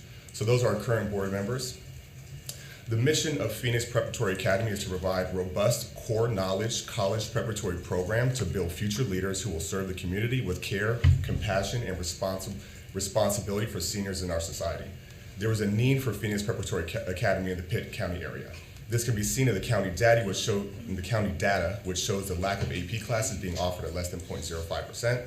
The average SAT score is currently 70 points less than the North Carolina average. There is an equivalent number of schools that have a D or F on their report card as schools with an A or B. The Pitt County, North Carolina report card shows a higher rate of absenteeism than the state average, and there is a lack of K through 12 choice currently in Pitt County. According to our mission, we aim to provide a robust core knowledge preparatory program. We chose to offer a core knowledge curriculum as we firmly believe in the mission of the Core Knowledge Foundation, which is built on a mission of equity. Every child in a diverse democracy deserves access to enabling knowledge. The core knowledge curriculum is built on the cognitive science idea that knowledge builds on knowledge. This curriculum levels the playing field for students, provides access to the knowledge that writers, speakers assume the reader, listener already knows, and prepares for engagement in society and the workplace. The core knowledge curriculum is built on several principles. Principle 1, expose students to rich content that builds strong foundations for later learning and opens doors to effective participation and mutual understanding in a wider society. Principle 2, systematically and coherently build knowledge within and cumulatively across grades so students learn new information by linking it to knowledge they already have and acquire rich vocabulary. Principle 3, incorporate rich cross-curricular experiences. Core knowledge includes exposure not only to English language arts, history and science content, but also to visual arts, music, and literature, both classics and some contemporary, all aligned to certain topics. Along with offering a robust curriculum, our mission is to build future leaders who will serve the community with care, compassion, and responsibility for seniors in our society. The Phoenix Preparatory Academy is part of an intergenerational facility which will provide meaningful ways in which school children, seniors, and members of the Greenville community can interact, thereby benefiting all stakeholders. There are numerous cross benefits of having an intergenerational program, all of which benefit the youth, seniors, and community. Society has become more age segregated. Intergenerational programs provide a venue for regular contact while encouraging people of different generations to advocate for one another. Studies have shown the benefits of intergenerational programs for youth are improved academic performance, enhanced social skills, decrease in negative behavior. Students are 46% less likely to use illegal drugs, 20% less likely to begin using alcohol, and 52% less likely to skip school. And there's an increase in sense of stability. Studies have shown the benefits of intergenerational programs for our seniors are enhanced socialization and prevention of isolation, simulation of learning such as staying up to date with technology, increase in emotional support, and improved health. Lastly, studies have also shown the benefits that the community will reap from having an intergenerational program are a strengthened community by having the ability to bring diverse groups together, preserve cultural and historical traditions, and dispel inaccurate/negative stereotypes. Intergenerational programs also maximize human resources through engaging older adults and youth as volunteers for the community, and intergenerational programs allow cultural exchange, which builds a sense of personal and societal identity while encouraging tolerance. In closing, we would like to request for the Charter School Advisory Board to approve our application. We believe that our school's mission is unique and will provide numerous benefits and opportunities for all community members of Pitt County by offering our core knowledge college preparatory program within our intergenerational facility. Do I just go, that's it? Do I just go sit down now? Classic.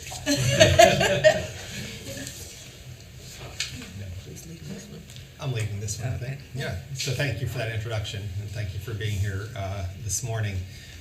Just as a reminder, we now have 25 minutes of question and answers, so we'll kind of put those out on the table and ask board members to respond to those questions. And also as a reminder, we have, again, as Melly indicated it this morning, basically 3 options that we can choose here today. One would be to move them forward to a second interview, one would be to move them forward for approval to the state board without the second interview, and one would be to not recommend them to the state board. So with that, before we ask board members to respond to questions that we have, why don't we just take a moment here and see staff members, what in general, what are some of the questions you want to make sure that we get out on the table to the board today? I'd like to hear a little more about the board, recruiting educators onto the board, and the mention of expanding to as many as 21 board members.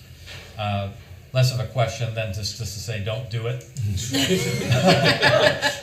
That's For the love of God. If you want to keep an administrative team. Yeah. I'd like to take a look at the impact statements. And I think it's a chance for the school system to reflect on any educational impacts they may face, but they also spend some time trying to discredit how the school may or may not be different than what they're already doing. And I saw two things that I'd like for them to consider is how are they going to address the impact statement saying that there's not really that much difference in this school and their expectations aren't going to be nearly as high as Pitt County's. So the elevator speech, how do you combat that? What's your elevator speech? And then the second one is there's a deep discredit of core knowledge in one of the paragraphs in there. And I'd like to, what's their thoughts on why they felt like core knowledge was the direction to go? Not that, I believe in core knowledge, just I'd like to hear a little bit more about the selection of that curriculum. Yeah, I would like, if they could discuss more about their community presence currently, and also their academic goals seem to be very ambitious. They said they want to attain 20% higher than the district and a 5% increase in each subgroup year over year, and just maybe talk about how you plan to achieve that. And also talk about the sole member of the nonprofit of Phoenix Academy is actually Springshire Retirement and how that plays into it. And also there is a Phoenix Academy, Phoenix Preparatory Academy, I believe, already in existence, so there could be some confusion and conflict there and how you would plan to address that. And then just talk a little bit about the financing of the building. I was a little confused because it shows the building you plan on having is 125,000 square feet at $146 a foot, would put it at around an $18 million project, and yet the lease payment was only going to be about $70,000 a year. So where is that additional money coming from to fund that? And I didn't see anything in the application too regarding any kind of lease arrangement with the other nonprofit or with anybody else. So if you could just kind of talk to that a little bit more. I'd just like some clarification on there's going to be this field house, and in the field house is going to be a remote class, which actually charter schools after this year don't even have the authority to run remote, and then a class for kids with incontinence. Why do those people need to be, if you're coming to school, why are we doing remote? And the other class, why can't they be in the building with the other kids? And why are you expecting, what is causing you to expect a large number and a class size worth of kids with incontinence? Any other questions we want to throw out? Mr. Sanchez? Yeah, small question, just, I know they said I believe it was half the kids are gonna take APs in year 5, which is the year of 9th grade. I wanna know which APs are gonna be available to 9th graders. I'm curious, there's a huge investment in the child nutrition program. I tried to guess it by the time you're at capacity, and it seems like it's approaching $400,000. Was wondering why not the child nutrition program, and whether this is going to be cost prohibitive in the future, which especially connects to the fact that when I look at the surplus for the school, it goes up like clockwork in the beginning, from $336,000 all the way to year 4, $819, but then in year 5 it drops down to $3,000. And I haven't really seen that much where it goes, again, a few $100 grand every year, and then all of a sudden it's $3,000. And I guess the last question I have is just, you've estimated that all of your teachers are at 42,000, which is usually pretty early in the pay scale. I was wondering if that's something about what you are hiring, and how you came up with that number. And then also the number of 15 core teachers for 6 grades. I was wondering just how that works in terms of your staffing. How many teachers per class, especially the younger ones? Are there TAs in there? I apologize if it's somewhere else in the application, but just how that averages out. That's it. Why don't we go ahead and get started? Well, lots of questions, but that's the purpose of us being here today, right? Let's start, you want to come to the microphone, whoever's speaking. Let's start with the board itself, since that was a question that was raised, and you mentioned it yourself in your opening statements that you have a couple board members who are actually out of state. You said you're going to explain that. And then I'm just curious, how did this board come together? Because you're a good portion of the board is out of state. You have a variety of backgrounds, which is good. But I don't think you probably just all met at a cafe one day at Greenville and said, "Hey, let's start a charter school." So how did this board come together? Great questions, and we have answers for all. So regarding the out-of-state board members, so that's myself and Ken Walker. So Ken and I are also part of, which was also mentioned, the Springshire Retirement Community, and Phoenix Prep which is the sole member, right? So the retirement community is effectively how we started. So myself and Ken through the bond holder. So and this also answers, I'm trying to piece because a lot of this answers a lot of different questions. So the school is going to be funded via a bond, issuing a zero coupon bond. That's why the payments are so low for the first 4 years and the surplus is so high. There are going to be no bond, no interest payments, so we're going to cap that, and then that will be like a balloon payment in year 5. So that's why you're seeing the surplus going down. So the surplus builds up in the first 4 years. So we're already financed. We already have the land plot. We have the retirement community design built out, et cetera. When we formed the school was formed with the intention of being a part of Springshire, the retirement community center, from the very beginning. So again, so myself and Ken, we are the two carryovers from the retirement community side, but for the rest of for the Phoenix Prep side, we wanted local educators, and will continue to be built out with those from the local community. And then there will always be at least 1 or 2 members from Springshire, just given the relationship between the entities. So how did those who weren't part of the retirement center meet the other board members? We were just recruiting. We're just trying to diversify and find local educators and those who would be able to add value and help guide us along this path. Obviously, we're outsiders and we have differing expertise, and we knew that we would need those from the local community and education backgrounds to be able to help support and have success, right? Know the area you're in, know how to recruit, know how to get others, know how to bring in the children, market, etc.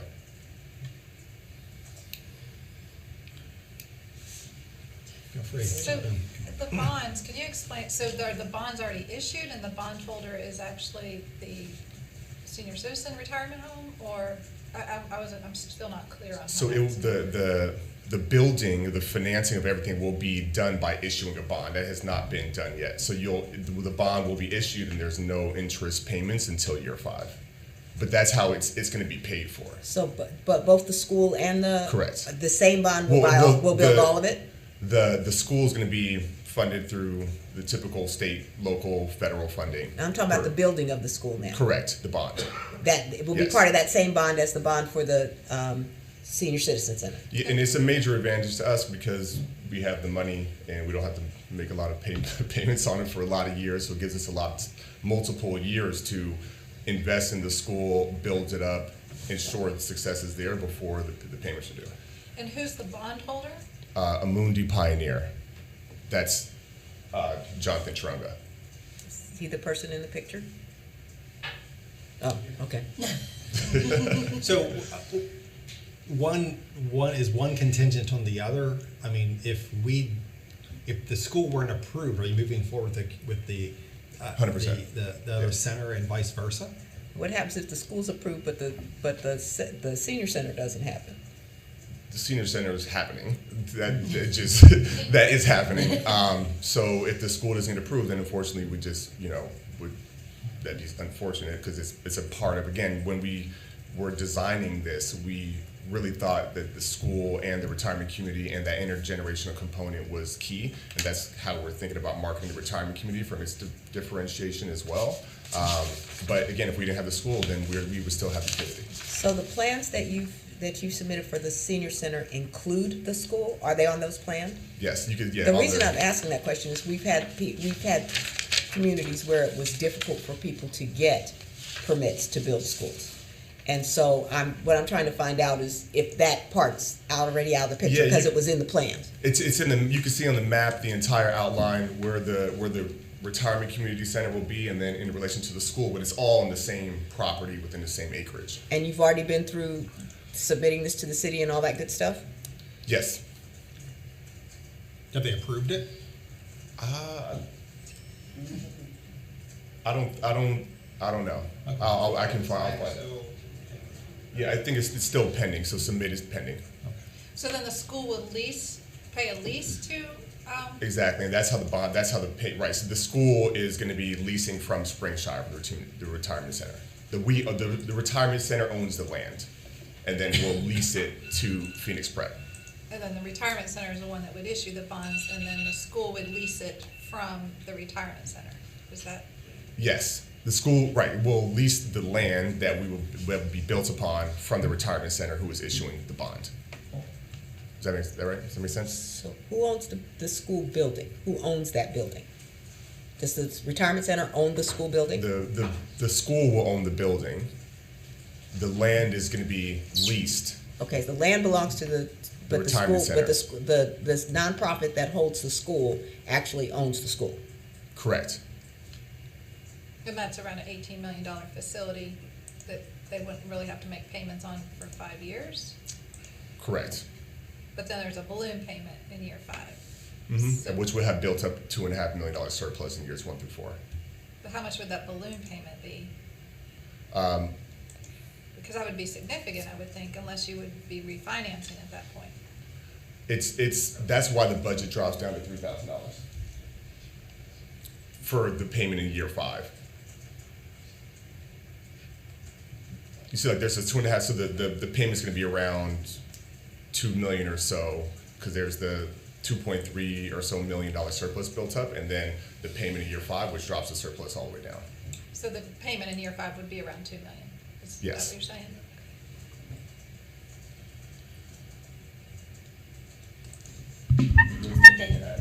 They have 1.1. Is that right? Could you also touch base, Lynn earlier mentioned that there's already a Phoenix Academy here in North Carolina, been here for 25 years. Do you think that's going to cause any confusion with their reputation, good or bad, that they have, and why? Have you thought about changing the name? If not, why are you set on Phoenix Academy?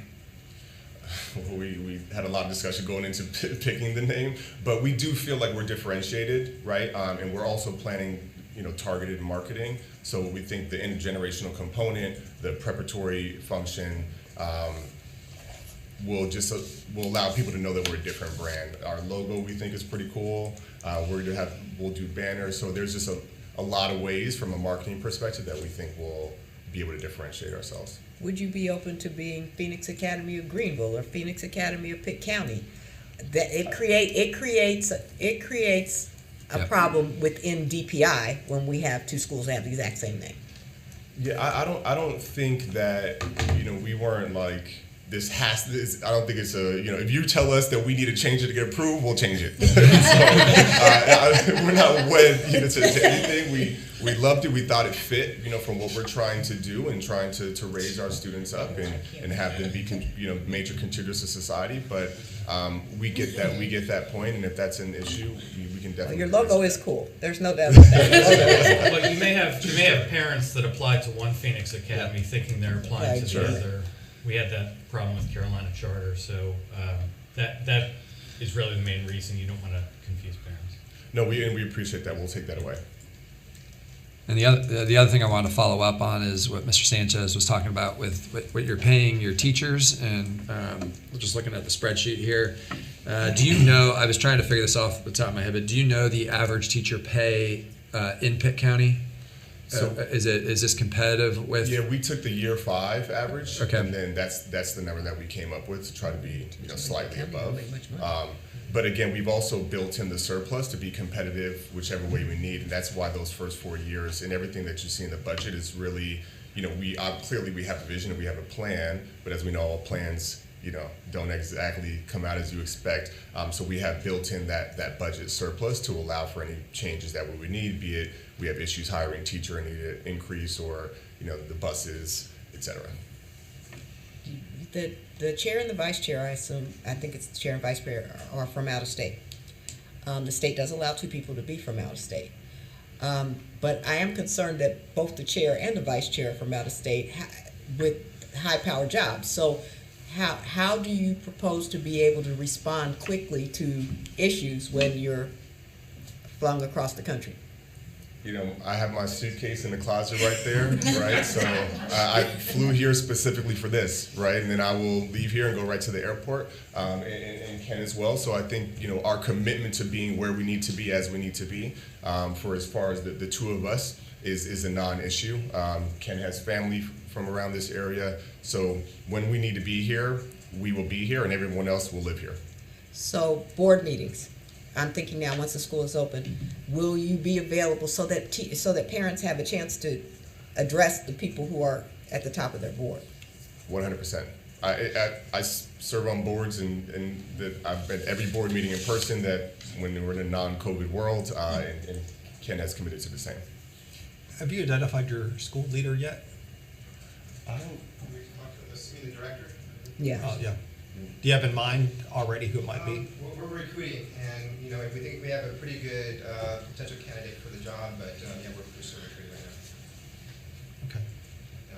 But we're looking for somebody who could really carry out the vision that we have, which is to expect that all kids can succeed, and to be able to implement the core knowledge curriculum, and really make it happen. So. Well, and to also have a vision for this intergenerational thing, because that's very different. Yeah, and just to speak to kind of why are we here too. So I know Jonathan, he runs a mutual fund that invests in charter schools and a lot of municipal kind of or bond-funded business or non organizations and businesses.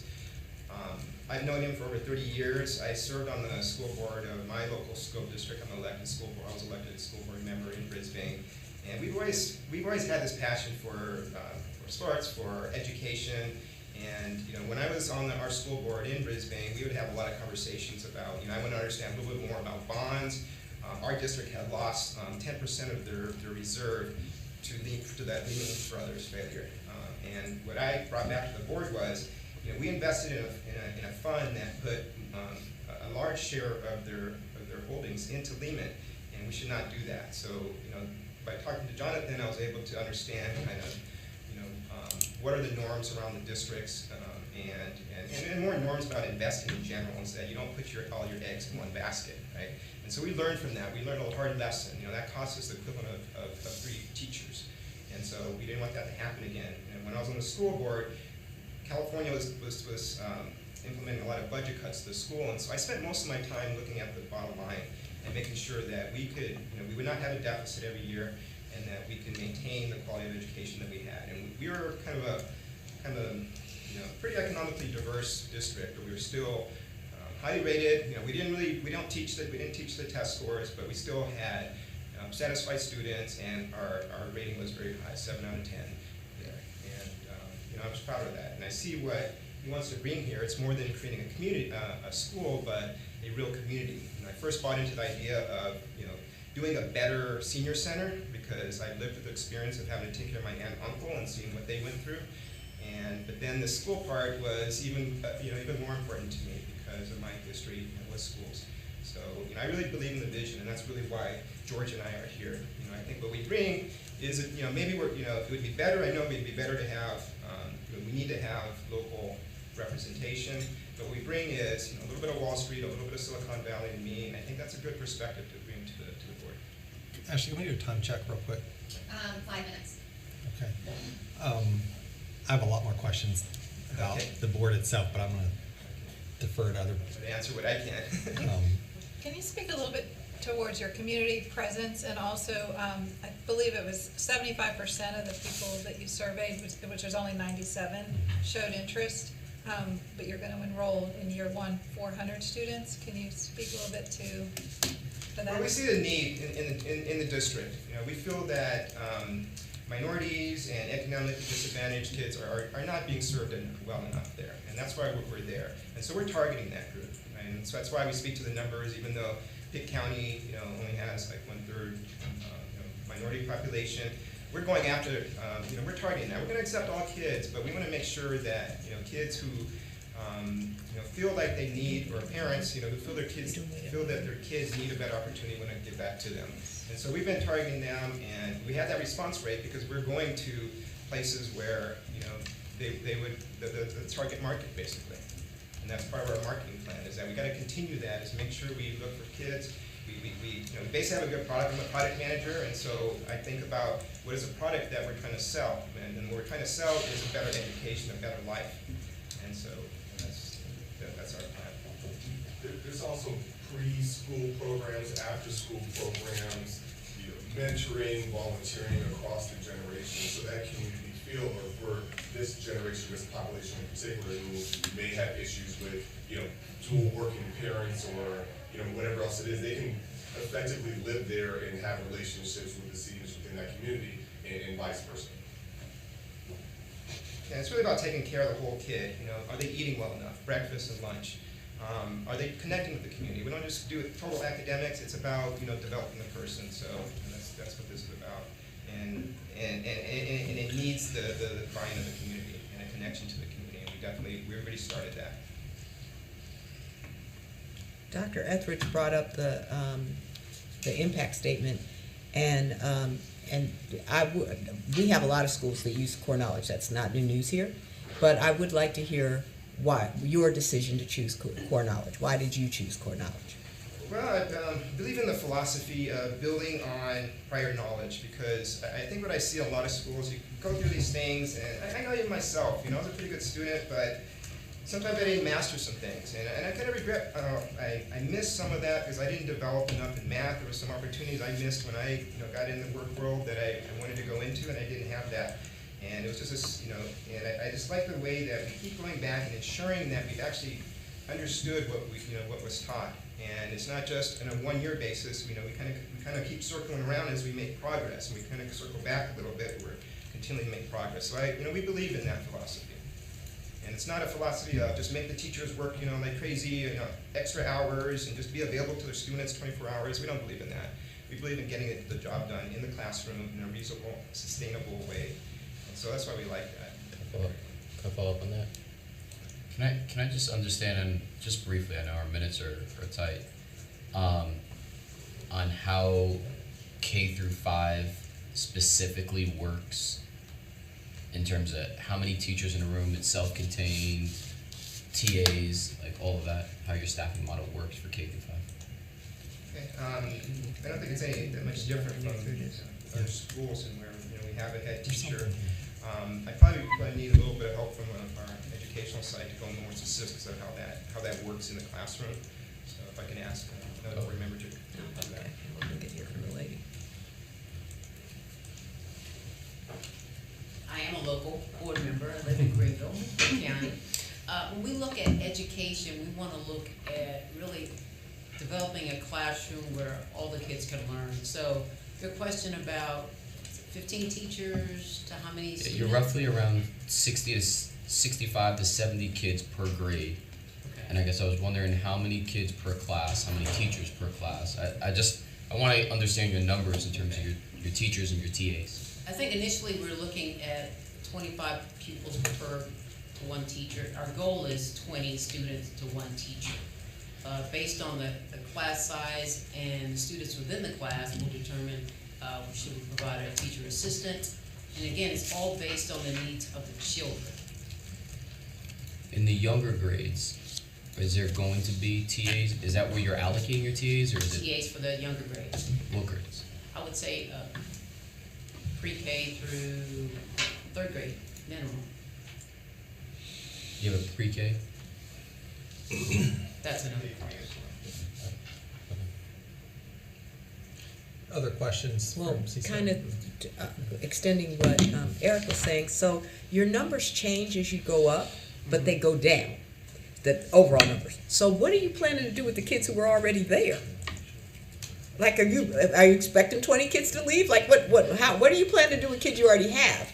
I think we'll build based on what our needs are. So again, if we continue to grow in a certain grade level, because every year we're gonna add a grade level to eventually get to K-12, I think we'll provide those resources based on a number of students that we have. What we don't want is over 25 kids in a classroom with one teacher and one TA. Kids just don't learn that way. It becomes mass production of learning. If we really want to stick to our core knowledge values, we want to continuously learn and build upon learning that we learned in the past. It's a long-term retrieval. It says that once I've learned something, it's locked in, but I've got to first lock it in. And that's what core knowledge really does that for us. Yeah. I just want to speak to that drop in numbers, because this is kind of coming from people who look at financial forecasting and they deal in reality, right? And so the reality is we're going to bring in a lot of some kids, and they're going to love the school, but some kids are just going to want to try something different after a few years. You know, they want to go to different middle schools. So just being realistic about what might happen, and from looking at other schools, the investor in the development has invested in a lot of charter schools, and so they're looking at data, right? So we're looking at what would typically happen. We hope that they all stay, and we're going to work hard to keep them, but we're being realistic so that the numbers are realistic. I will tell you that's not been my experience. Our numbers increased considerably going from elementary to middle. We actually add 2 classes. Can I also add that, a waiting list, that if you do lose some and you have students in a grade level, are you going to accept students from waiting lists? Yeah, that's a good point. So I mean, like, I don't know what your process is, but I would think that if, you lost 5 7th graders and you got 20 on the waiting list, you can fill those seats. So, I like the fact that you're being conservative with your budgeting, but also don't sell yourself short on the fact that you're going to probably, if everything's going as you plan, that you're going to have people wanting to get in. But that's our plan. The numbers we're going to be, we're going to make sure it works. So we didn't want to be overly optimistic, but our plan is, we're going to have new kids coming in. We're going to keep a lot of our kids, or most of our kids. What AP are your 9th graders going to take? That 50% of them are going to be involved in APs? It's just one of your goals. World history and environmental science, maybe. So they're going to take half of your 9th graders are going to take world history and AP environmental science?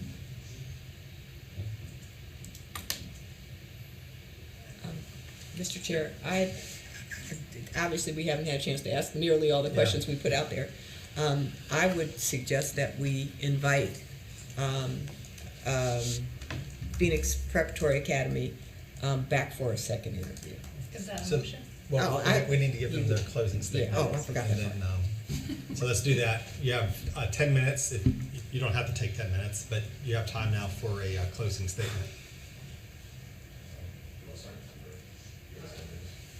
Sure. I didn't get a chance to introduce myself. Just once again, I'm Ken Walker, and again, we're brought into building. Really, it's building a school, but also building a community. That's our long-term vision, and it comes from life experiences where we see how generations are typically siloed, and I've seen what happens.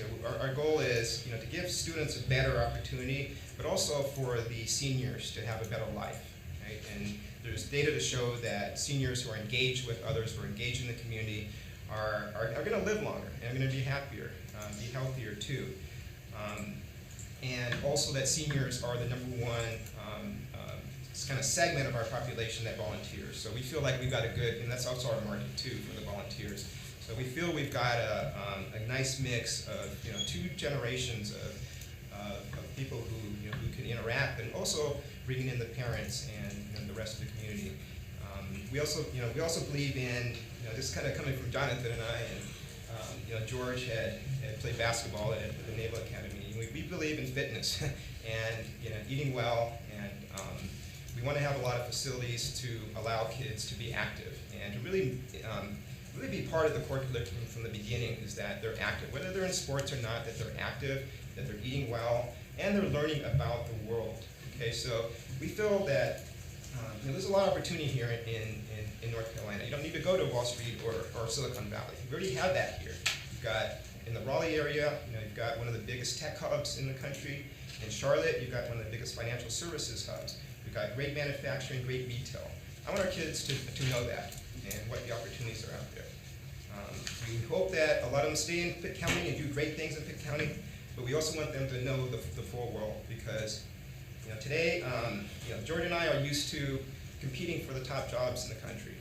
And to compete there, you need education, but you also need a sense of what's available out to you. Because that's what I see over and over with some of my younger family members here, is they don't really know what's out there, right? And they don't get that exposure. So we want to make sure that our kids are exposed to the full world, what's available here in North Carolina, what's available in the country, and what's available in the world. And that's what we're going to try to bring to this school. The only thing I'd add is really, we really are focused on wanting this to feel and be a part of the community, and also within it to feel like it's a community. In this country, intergenerational families don't really exist, right? Parents or grandparents are usually either in a home or they don't live within their families, and that's a big detriment to children, right? And to the seniors, and passing down information and recipes and stories and so forth, right? And a lot of the seniors, they won't have family members or young children in their lives, and vice versa. So the benefit there, and now you have the parents who will be involved, and now they see that their child is, interacting with these seniors, and you'll see them around town. So we really believe in that community side of it, right? Yes, the school and the two will be a community, but also enveloped in the broader community. And just to try to remind everybody what that's like when, grandchildren and grandparents and everybody is interacting. It's a benefit to society in general and to the community. So I think that's just differentiated, and it's K through 12 as well. I went to K through 12, and I thought I loved that, being a little kid and seeing like older kids, and again, and even as the older kid, then I'm very close with someone when I was in 12th grade, he was in 4th grade, and just hung around the basketball court. So there's just that intergenerational component amongst the kids as well. So really, that we're just trying to feed a community and build a community, and it doesn't really exist, and we think it's useful, and that's the vision. If I may, I'd like to add something. Can you hear me? Yes, sir. Go ahead. All right, thank you so very much. My name is Ken Peel. I'm one of the board members that lives in Greenville, and I also teach as well here in Greenville as well. And I retired here from the military, and I say being a part of this board means the world to me, because I have grandkids that are not even in K schools yet, and they're on the way. I've got 7 of them, and 2 of them are in 5th and 6th grade, but the other ones are still too young to get in there yet, but we're going to get them in there. And I think this is going to be a great opportunity for that and for them, as well as I've got aging parents on both my side and my wife's side that would probably benefit being in action with the children that are in the school as well, and then vice versa as well, going back and forth, so that the knowledge can be passed. So I just wanted to add that I really truly, this will be a benefit to this area and this region. Even the new way that it's being set out, I think it's going to be a great addition for Greenville and Pitt County and the surrounding areas. Thank you so much for listening. Okay, thank you. Thank you all for your time here this morning. Now it's our time to deliberate a little bit. I am really intrigued by this concept. Now, part of that is because I am a senior, and the idea of that I could go next door and play with children, that's exciting to me. I like that idea. So conceptually, I think it's a really good idea. However, our job is to make sure that the school works. And I don't feel like I have enough information right now. There were just more questions that I had to be sure that the school part works. And so that is why I would like to see them come back again next month. I have a question. and if they're allowed to answer, that's fine. It seemed though that they don't have the permits yet. They're still going through that process. Is that how I heard that correctly? That's what he said. So zoning for a school, as we've seen around the state, sometimes doesn't get approved. Zoning for residential is so. Even if we bring them back, is there a way that we could have them maybe get clarification from Pitt County or Greenville, and give an update too on that aspect? Because if we move ahead with this, if they come back with all the answers that we need, do we feel comfortable moving forward if there's not like a permit in place yet? Well, that's not uncommon. I mean, for a school that's been approved, that still have to get their building in place. You know, they wouldn't be opening until 2023. Okay, fair enough. Yeah, they're not an acceleration. Fair enough. Okay. All right. So. I'm intrigued as well. I think the whole premise of charters is innovation, and this sounds pretty innovative. Like Ms. Turner, I have a lot of questions that our time today doesn't allow us to really. We probably could sit here for 3 more hours and pepper you with questions, but there's enough here that I am intrigued for a second interview to learn a little bit more about. There's a couple of things I'm just going to pontificate here quickly. One is I'd look at maybe removing core knowledge from the mission statement, because core knowledge is a nonprofit organization that's not you. That'd be like putting Singapore math in your mission statement. So maybe looking at that. I do agree that the name change should be strongly considered. Several years ago, I had the opportunity to author a charter school application, one of the first ones I ever wrote, with a team that got approved in Pitt County, and it was the first charter in Pitt County. Last year I sat on this board and I voted to shut it down. And one of the lessons learned there was, Wall Street and Silicon Valley bring a lot of experience to your board, but our lesson learned there was being local really matters as well. And that school, and this is my opinion, I'm not speaking on behalf of them because I never worked for them, but I think one of the challenges that school in Pitt County that failed was because they didn't have the school leadership that was invested in the community of the students that they were serving. And I don't think that their board represented the community they were serving. Again, I think Silicon Valley and Wall Street bring a lot to the table. This board was getting questioned about why a board member lived in Wilmington.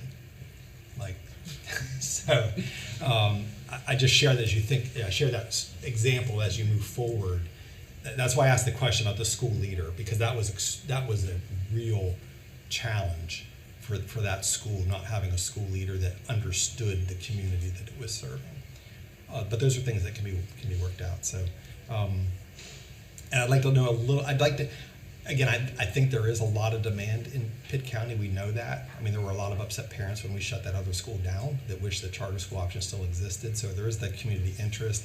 But I would say that the evidence you submitted was really only like 91 to 100 parents are surveyed. So maybe beefing that up a little bit more in terms of getting some of these larger numbers. So, but thank you for your time today. I think on that same token of having some business expertise that is showing that it's well thought out, based on how you're doing facility, things like that, it all came out well. I think the idea is really compelling, and certainly the innovation has been cited. But the idea of a balanced board, and I really want to hear more in the instructional world in the second interview. The numbers that were thrown out with regard to how many teachers per classroom, how many classrooms, they don't add up right now. If it was groups of 20 to 25, you'd need 3 teachers per grade, that's 18 teachers. You don't have that here. If K through 3 requires TAs, that's another 12, you don't have that here. And pretty soon that nice surplus starts getting dried up if those are the numbers, which then brings the budget into question. So Again, it may have just been a quick answer in passing, and I think more elaboration is needed in the second interview. So, but I would really be prepared for that and be able to talk about the instructional world, including if then in ninth grade you start adding all the APs and differences. And we went down that world where we had a ninth grade that needed 3 or 4 different math teachers who go from math 1, math 2, math APs, all this. Like suddenly the staffing gets really wide, and I'm not sure that you have the numbers for that at this point. So I'd like to hear more about that. Thank you for bringing this to us. I think it's a great approach. God forbid we won't be dealing with COVID in 2023 that would limit interaction between the kids and the adults.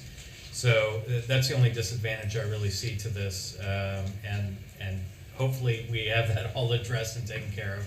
So thank you. And at a time where a lot of critics of charter schools are proclaiming that there aren't innovative approaches, this is one. So thank you. So do you want to make a motion? Okay. So just for clarification for them though, then what, if you want to explain the process of the questions, Yeah, so they know what the answers will be. Yeah, thank you. So what would happen next if the motion to move you to a second interview is approved? This is somewhat new for us this year. We will send to you probably within the next 7 to 10 days a list of questions that we would ask that you respond to in writing. So when you come back for the second interview, which would be next November, next month, the focus of that interview will really be about those questions that we send to you. Those questions might generate other questions, but we will to our best try not to just rehash all the questions we just gave you here this morning. So you'll get that probably by next week, a new set of questions, and we'll focus on that. And so you might want to leave your bag under the... I was thinking the same thing. You might just want to leave it. But we should vote first. We should be presumptuous. I'll go ahead and make the motion to bring Phoenix back for a second interview. I'll second. Okay, motion's been made, properly seconded. Any discussion? All right, Shelley Buller. Aye. Todd Godby. Aye. Terry Stoops. Aye. Lynn Kroger. Aye. Cheryl Turner. Aye. Bruce Friend. Aye. John Eldridge. Aye. And Eric Sanchez. Aye. All right. Passes unanimously, and our office will be in touch with you about next steps. We'll see you next month.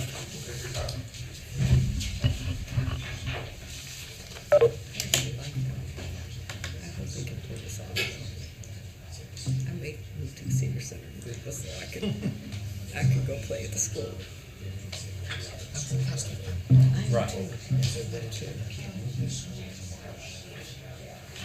I mean, they could try to rezone it to another line, but give them the instruction law, they wouldn't be able to, because it's tied to. Yeah, right. I think that's a question that we should ask. But Pitt County has not been a place where we've had problems, but that doesn't mean we won't. And that's why I asked them if it was on the same. Someone who personally went through just like, that's very. Need them to come back with investment advice. Right? This is huge. That'll be question number one. Right? They might look at the amount of traffic that's going on with all the students and parents in the senior center, this is not gonna work out. And so, then their whole. And that's why I asked, was it all in one plan or was it 2 separate plans? But it is good that it's pending, so they might actually be able to get additional information. But you can get those done within most local municipalities within 45 to 60 days. You get a rezone. And that's why I was trying to get it. Should that be the option right now? Because it's not a zone. Well, then the issue becomes, do they even need a rezoning?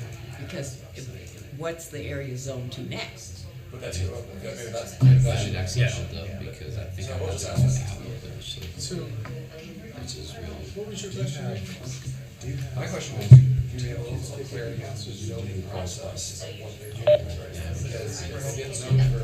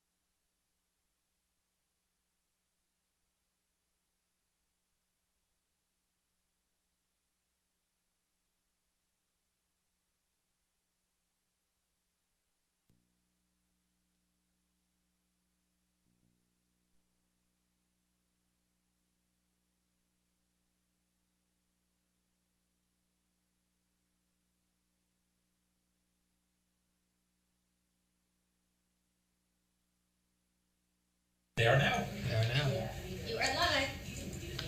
Okay, well, since we have a little bit of time, why don't we do Dave's report?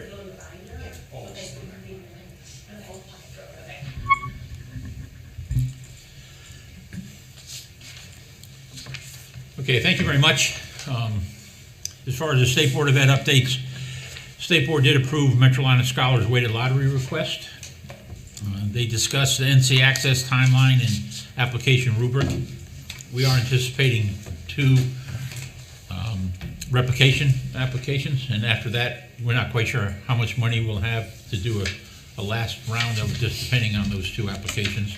And Alexis Schaus led a discussion on charter school funding, whether it be funded by the first month or the first and second month. There's a pretty good conversation, and the State Board has asked DPI superintendent and staff to try to come up with some sort of plan or suggestion on how charter schools should be funded in the future. As far as the OCS updates, our renewal visits are continuing, doing most of them virtual at request of the schools. We will be presenting a detailed discussion on the renewal process to State Board of Ed at their planning session in November. If you'll remember, they asked for that at the last time they approved the renewals, so we're working on that, and I think Will we get a chance to hear it before you, because you'll do it first, we'll do they're the it week at the before. State Board, and then we'll do it again at the November CSAT meeting for you. Yeah. So we're hoping that with that presentation, State Board of Ed will have a better understanding of how intense that renewal process is, and they'll be more comfortable with it. The NC Access Fellow Session, the very first session was last month. It was face-to-face. I thought it was a great success. And their next one is, I think, this Thursday, and it's virtual. Our RTO session had the very first session a couple weeks ago. It was virtual. The topic was governance, and we got a lot of positive feedback from that. And I'm happy to say that all the accelerated schools are participating in that, as they should. Attended the Sally B. Howard Blue Ribbon Ceremony, which was just absolutely awesome. You could tell by the presentation they made today, what a great school. You just sense the culture in that school. And Jay and Melanie went with me, and we just walked away very, very impressed. And DPI is having what they're calling their AIM conference, which is the last 2 days of November and the first day of December. And NC Access and OCS is playing a very supporting, very strong role in those conferences. We're really excited. Who's paying for, because we're sending we're supposed to send 3 people and we don't have to pay. Who's paying for that? I think ESSER Funds is paying for that. Yeah, and I think that was strategic, because with COVID and everybody worried about coming, if you had to pay for it, it might have been another deterrent. So really glad that this conference is not costing our schools. Some great participation on charter schools, and we've got some really good breakout sessions. And NC Access is paying for Phil Boyd to come and do a session, and if anyone has been to Phil Boyd's session, that's worth the trip to Raleigh. And that's my report. And I always like to take time to thank my staff for just doing an unbelievable job. The 3 that are here and the ones that are still down in the office. We have 204 schools and still have 6 consultants, and they're doing a great job. And I want to always take the opportunity to thank them for the great job. So, thank you very much. I'll just maybe go over some logistical reminders since we're waiting for the next applicant. So the next meeting will be November 8th tonight. You guys will have the calendar. I will keep you posted regarding that. The committee leads for the applicants that are getting second rounds this month, you can, we can do the same on Google Doc that we did last time, and everyone can submit what they think are kind of the priority questions for the second round, and then Melanie and our team will submit those to the applicants, and then they give us the responses, and that's how you guys get those on e-board and through email, just so it's streamlined. Reimbursements, I've handed out reimbursement forms, so if you have anything, just go ahead and stick it in the pocket of your binder, and I can give those to Anita. If you have questions about reimbursements, you can email me, or you can email Anita, because I'll just forward it to her. I did find out that cool parking passes that we had before. Apparently they no longer do those. So going forward, if you need a parking validated, or I guess parking reimbursement, just get a little receipt from wherever you park, and we'll reimburse the normal way. So this one, don't use this. No, one? that will work. Those will work, but they won't give us more to give to you. Yeah, so they want us to do like the regular reimbursement. Oh, okay. You better hold on to those guys. Yeah, but the ones you have work, yeah. Can I get 10? Because you're, yeah, because you're on Photocopy. And I think that's all.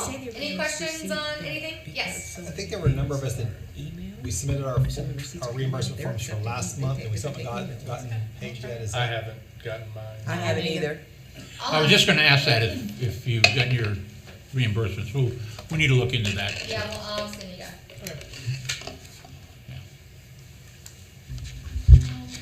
Alright, we have one more applicant, but I think a couple of them are virtual and nobody's here in person, so I had a little break time. And you might July. I was just about to say.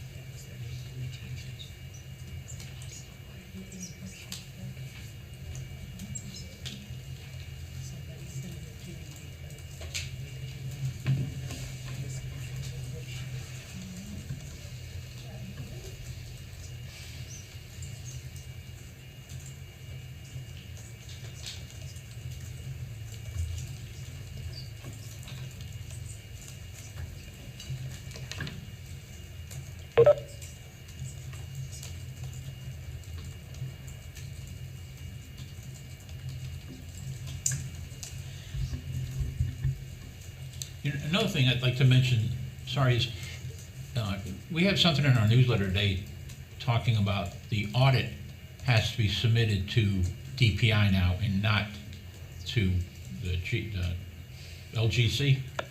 and you'll need to submit it through Epicenter. So your auditors shouldn't know that they don't submit it to the LGC anymore, but it's up to it's a school's responsibility to get the audit in Epicenter, so. let We me have know. to put it in Epicenter now? Yes. Okay. We felt like, and so did FBS, it's the easiest place to upload it, because all our schools are so familiar with. Okay, so will it be sort of like the regular Epicenter, like the 1st of October, it'll come out and you have to have it You're done gonna by get a tax. October 31st? You're gonna get a tax this week, and it's due October 31st, and you just upload it then, and then the audit department in FBS they'll have rights to see it. So we won't be the approved audit now, because that was coming. The audit was always approved by combination LGC and FBS. Now FBS will be the ones that are Okay, so approving as soon as our auditors finish with it, that's the thing we upload. So we'll be uploading it instead of You'll be our uploading it. auditors, because in the past our auditors. Because we're not uploaded. gonna give auditors access to Access to Epicenter. I mean, Epicenter. we don't mind, but it makes no sense. Right. So you guys will be uploading it. You're talking about the financial audit from last school year.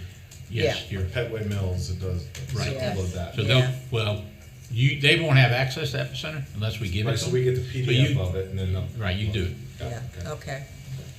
Yeah, you may have to, whenever we have the next charter call, explain that, because that doesn't translate really easily in writing. Yeah. Good point. Yeah, and I think everyone needs to be clear that the school itself. Has to upload it, because that's a big deal. Yeah. So, okay, so it used to be if you wanted an extension till December, now who you applied to Office of Charter Schools or to FBS or? Shirley McFadden at FBS is the one that would approve that, but I think we can give everybody information, either her, or you can send it to us and we can forward it to her. But good luck, from what I'm hearing. Oh, really? Well, it's kind of late at this point to say to people, you've always been able to get till December, but now you can't. Well, it's always been October 31st. Yeah, but you could ask for an extension to December. So if people have been doing that for years and not, then to say on October 12th or 13th, oh, and by the way, you can't get an extension to December. I'm sure that something can be worked out.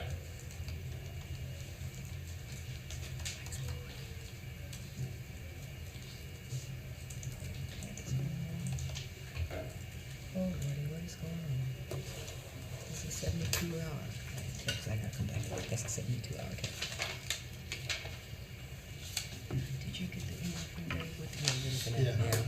Okay. I was gonna add it Did to you that get list. the email from Dave with the wording for Riddick?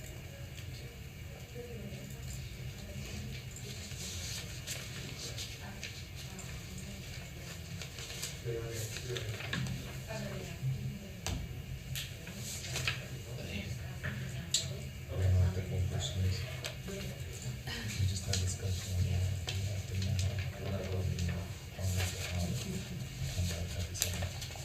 So you're gonna get a task to do that, so we'll do it earlier than this. Did you just read it? Everybody. We don't have to upload that financial. And it's, you're gonna do it. You're gonna have to check it. I was just. Yeah. And so, you know, the center has to do that, so we'll do that, it's absolutely PDF.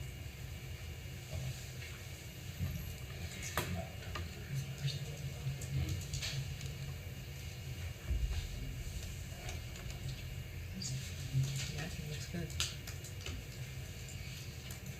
Yeah. Dave, it's a unanimous thumbs up. The email? Okay. Thank you.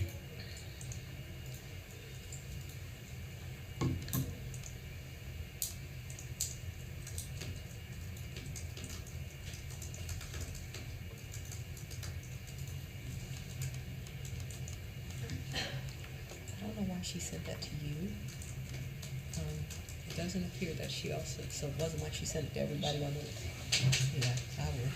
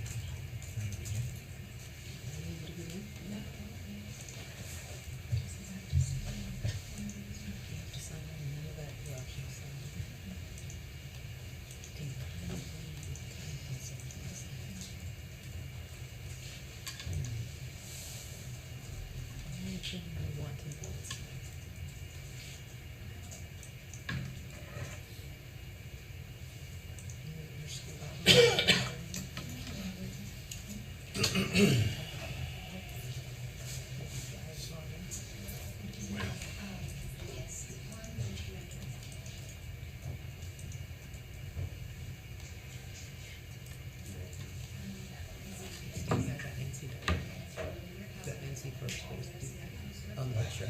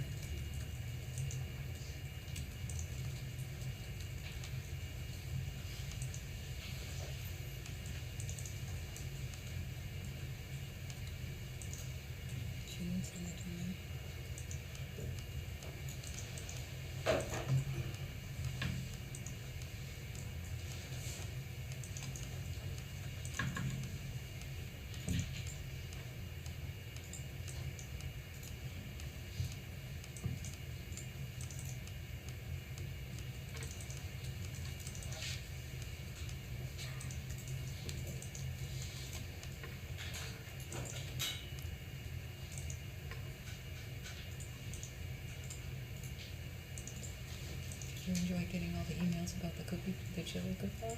Yeah.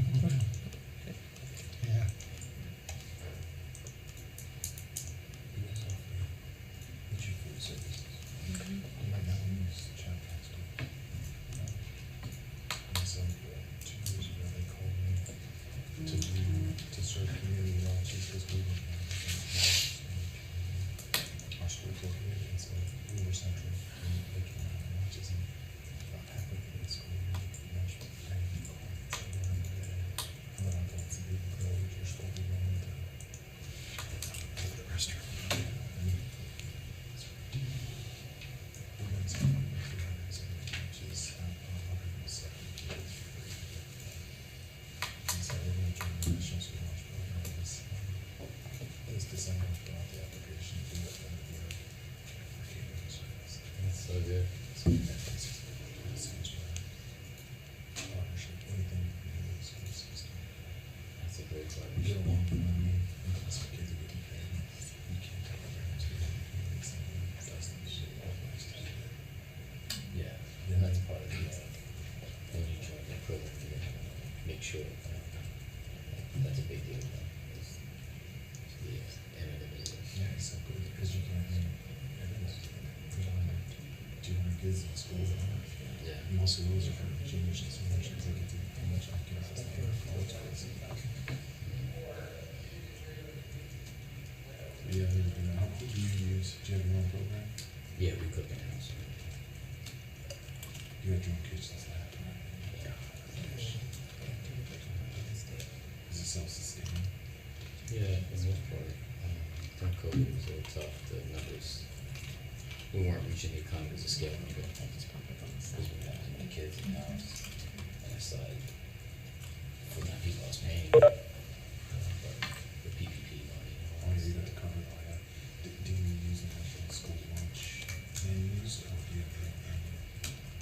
We created our own menu. We were at a place where we were amazing. We had a chef, we had a real certified nutrition leader. And we had a, she was cooking pesto pasta, and this, kids were like getting to try it. She did this whole presentation to the Rotary Club, singing about how food is her frontier of the achievement gap. That basically, your kids are not eating colorful food, she called it. Yeah, she kept sharing lunches, fish sticks, you know, she kept, until she was attacking. Gender-based like they Since split then, out we've kids? progressed a lot. and Because it says like something about being stuff that's gender-based just and easy. that's for that. So now we've been putting some pressure now that we all the kids back and stuff like that. We have a guy who's leading, who's compliance, he's not a nutrition. Knows that we have creativity or. Yeah, he. I gotta make a menu here. I made him take the job. He was doing his stuff, so I was like, leave the whole field here. And he went and he started certified, he's done this, and it's pretty amazing. That he owned their compliance, so just no imagination. So we're trying to figure it out to get back to like offering some pretty cool stuff. What's your price point?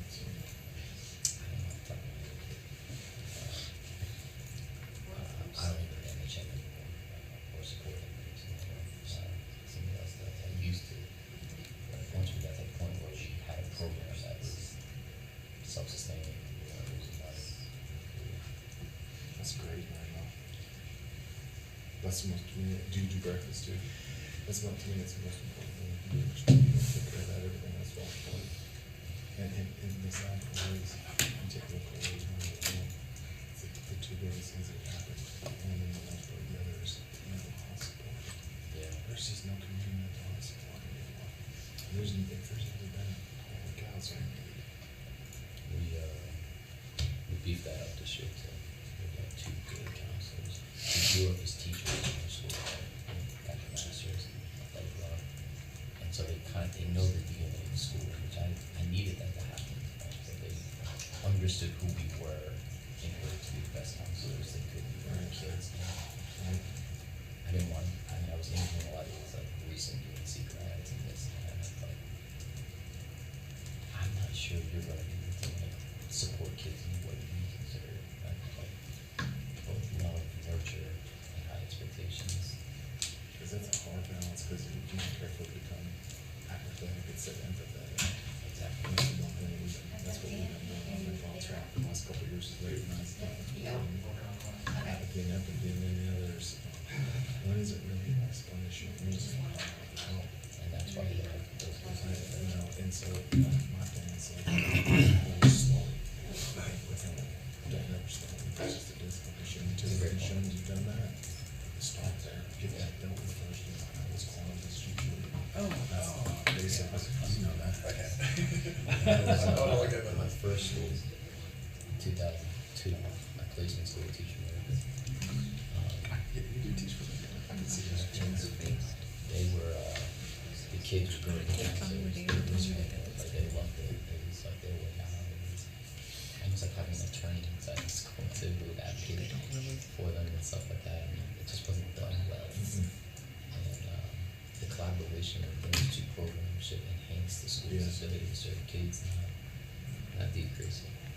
Oh, I've noticed, unfortunately, I've never had. One of the things I brought up, that Phoenix Academy, so they have all these singers, scheduling and helping kids get scholarships.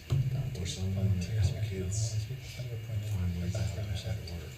I've never had that person in the middle of it to They got one. love and pushing for that, you know what I mean? So all the Thinks that, well, except for the fact that they people died. trying to do it. They don't leave, like, you should get a fingerprint, they're there. Yeah, we have They're good for, you know, however long they continue to manage on the planet. There's 4 college counselors. So, that's the other thing, you're gonna have to use the kids The are director going to of develop relationships with people who die literally like Amy Jones. on a rather regular basis.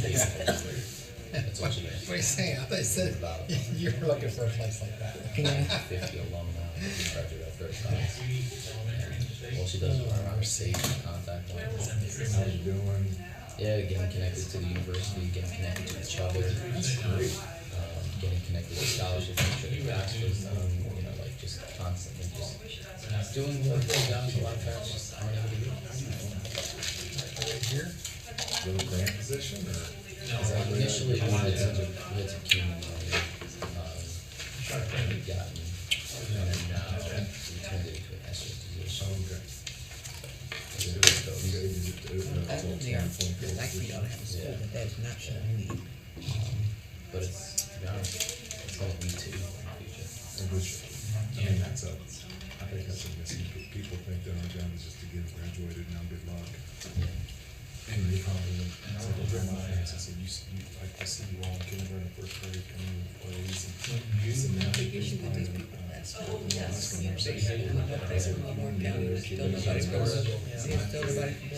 It's going down. Yeah.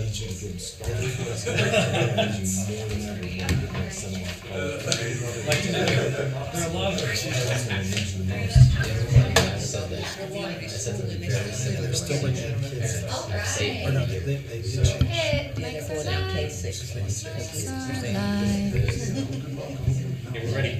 Are we ready? Oh, okay. When you get that first bill.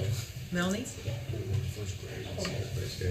Good afternoon, Melanie Rackley, Office of Charter Schools. We have our final round one applicant of the day, Impact Leadership Academy in Lenore County. They anticipate opening in year one, grades K through 6, with 280 students, moving to grades K-7 with 320 students in year 2, followed by year 3 with K through grades 8 with 360 students, and that follows suit through year 5 at capacity at year 3 with the 360 students.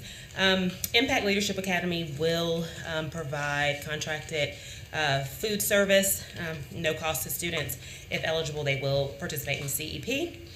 They will provide contracted bus services and organize a multifamily carpool system at their school, so yes to the transportation. They will utilize the weighted lottery. They do not have a facility, but they're slated for building in 28501 zip code in Lenore County. That's Kinston proper. Yep. And an LEA impact statement was submitted and has been made available via e-board to CSAB. They are a repeat applicant. We did hear from this board during the 2020 cycle. Impact Leadership Academy did not use the services of a CMO or an EMO, nor did they use any charter support organization for application assistance.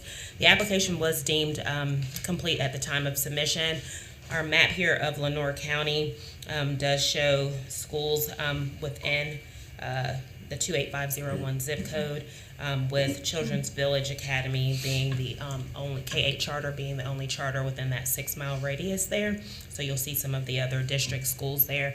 Joined with us today is Mr. Eric Newble, and he does have his other board members virtually virtually into this meeting. So I will give the floor over to Mr. Newble.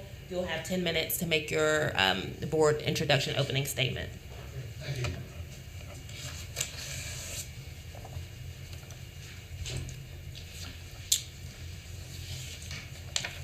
Age, I'm going to remove my glasses. I have the opposite of some of you all.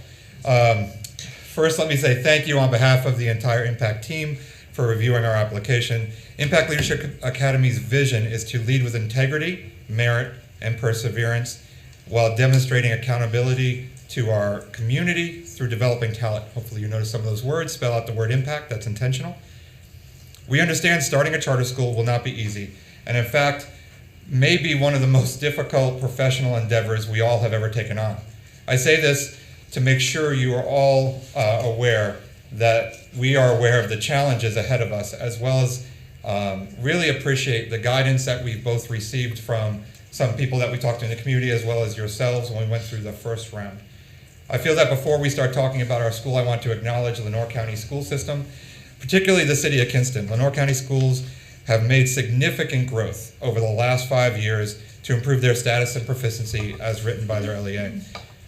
There is no doubt in our minds that the Lenore County school system and the city of Kinston are reshaping their communities, starting with their educational systems.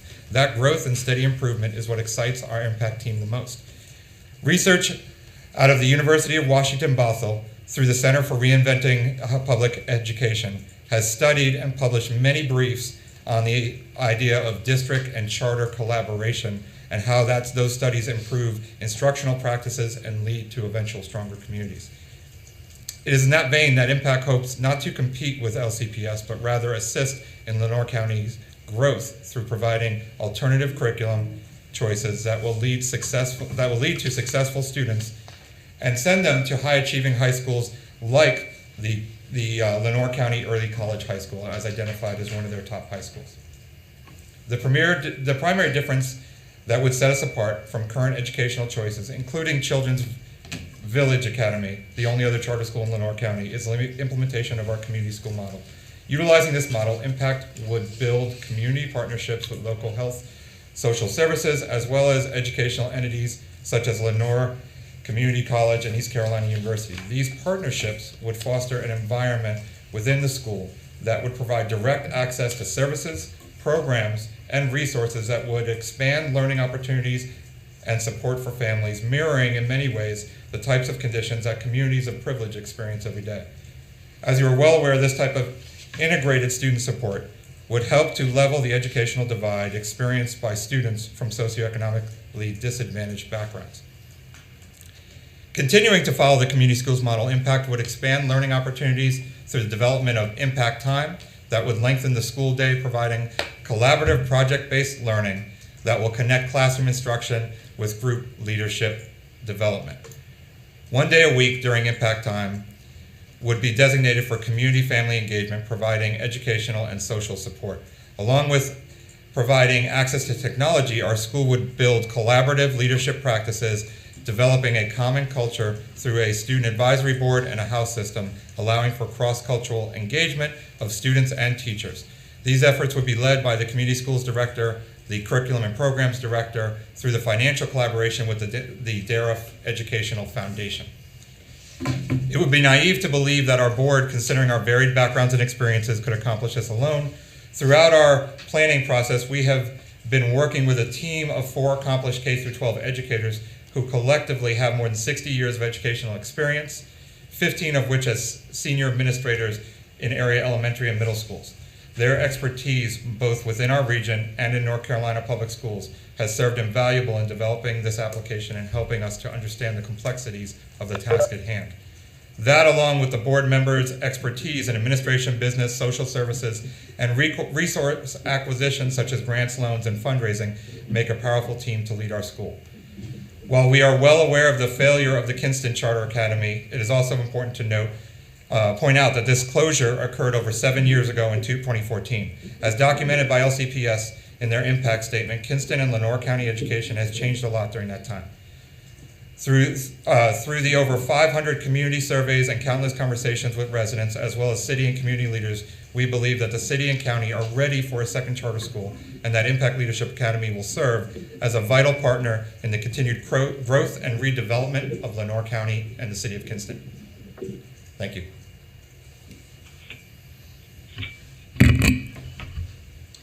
Thank you for your opening statement, and good afternoon. And can the board please introduce who's on the phone also, the other board members? Yes, Dorothy Singleton.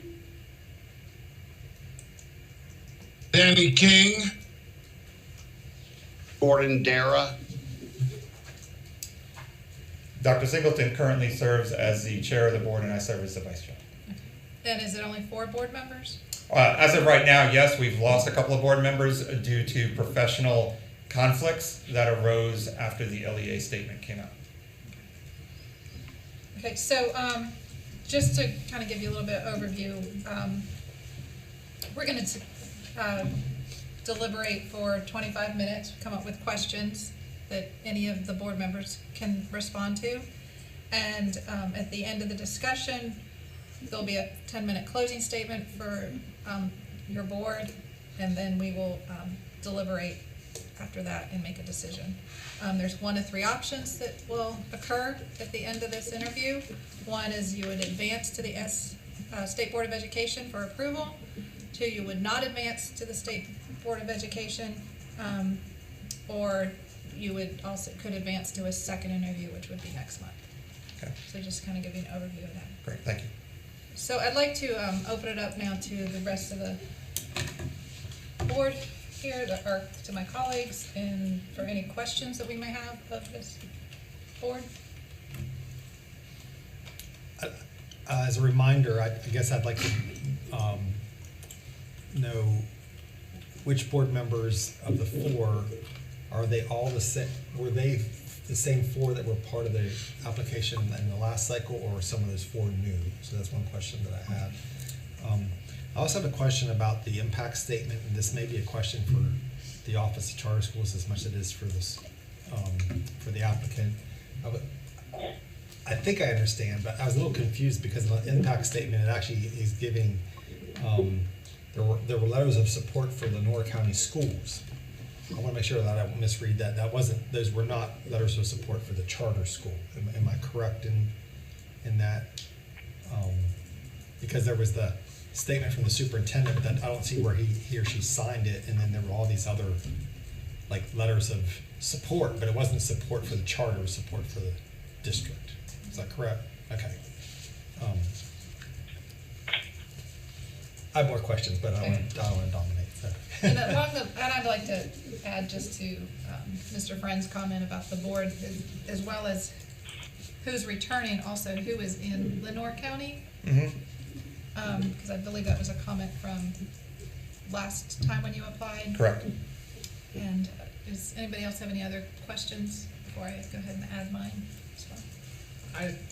The one thing that stuck out to me was in the transportation plan, there was differentiation between 5 miles from the school, and it looked like if you lived more than 5 miles from the school, there wasn't going to be an option for busing. And in a school with 50% or greater EBS, that seems difficult. Are you okay?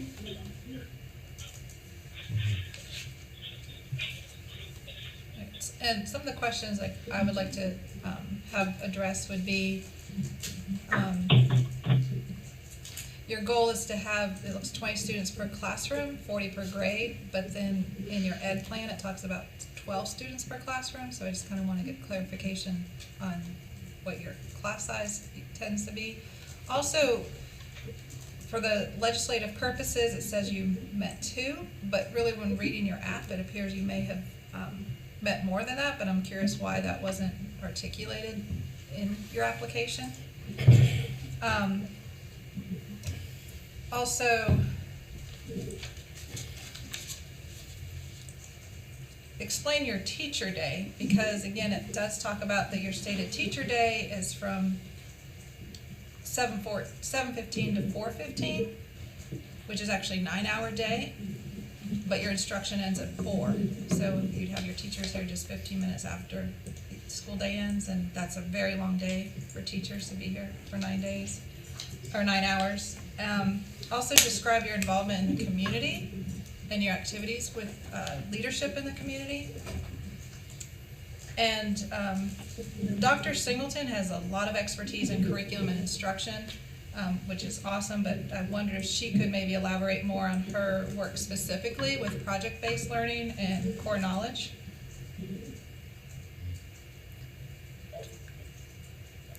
And then I'd like to know who of these 4 actually live in Lenore County? Who lives there? And then I have a number of questions on budget, but if we want to. Let's start with those. Yeah, and I think I'd go back to, again, the community, the question about community, that you know that the community is welcoming of this. There's a lot of letters of support from some businesses. I am perplexed about the statement, because you got a letter of support from looks like from the town.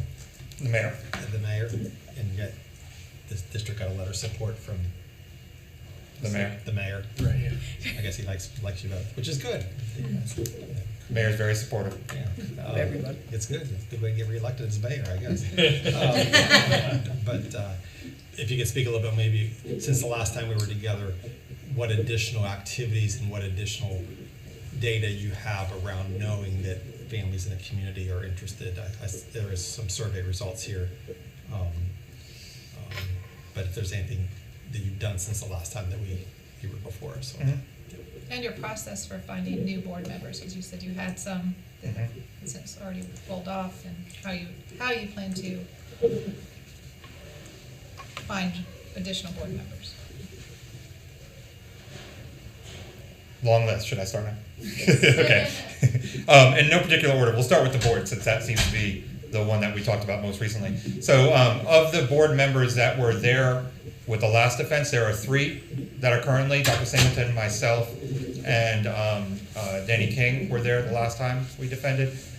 Gordon Dara came on right after, that when we decided that we were gonna continue, because we got the option to resubmit with corrections. We lost one board member because she got a job in Kinston with social services and was told that it was a conflict of interest. And so she decided to pull out. And then we had Prudencio Martinez up until about 2 or 3 weeks ago as a board member from a resident of Lenore County that also works at Lenore Community College, who was strongly encouraged to pull out after the LEA found out about our application. And so for job security, he chose to pull out. And so hopefully you can see the frustration on my face. We did go out and we have 3 other people in the waiting. We didn't think it was fair to bring them on literally 2 or 3 weeks before, when we knew we were defending this, into that. And also I knew that that wasn't allowed through the application process to bring in new members, to bring them in here, and not having been on the original application. 2 of those members are from Lenore County. 1 is from Wayne County, the surrounding area. We think all 3 will bring great value to the board. And now we have a little bit better knowledge of opposition, so we can warn board members of some of the issues being on the board. Did that answer all the board questions? So currently, that's on the board right now, there are no one. There is Correct, no we're one down to from 4 Lenore. members, and none of us live in Lenore County. And we knew that was an issue prior. That was one of the things that was identified. We went out and immediately recruited Prudencio Martinez out of Lenore Community College. He's also a member of the county, and started working. Gordon Dare was already in the hopper. He's not a board member in the county, but provides incredible resources to us and also knowledge based on his philanthropy efforts. So we thought that was important to add him, because there were questions last time about budgetary stuff, so that helped to shore up some of the budget stuff. We had questions last time that also included talking about how moves we made from last application to this application. We had questions particularly about benefits were not included as part of the teachers' salaries. We included benefits, both retirement and medical benefits in there, so that's included this time. We also raised teachers' salaries. That's to make up for that 15-minute gap like you talked about, or that difference there.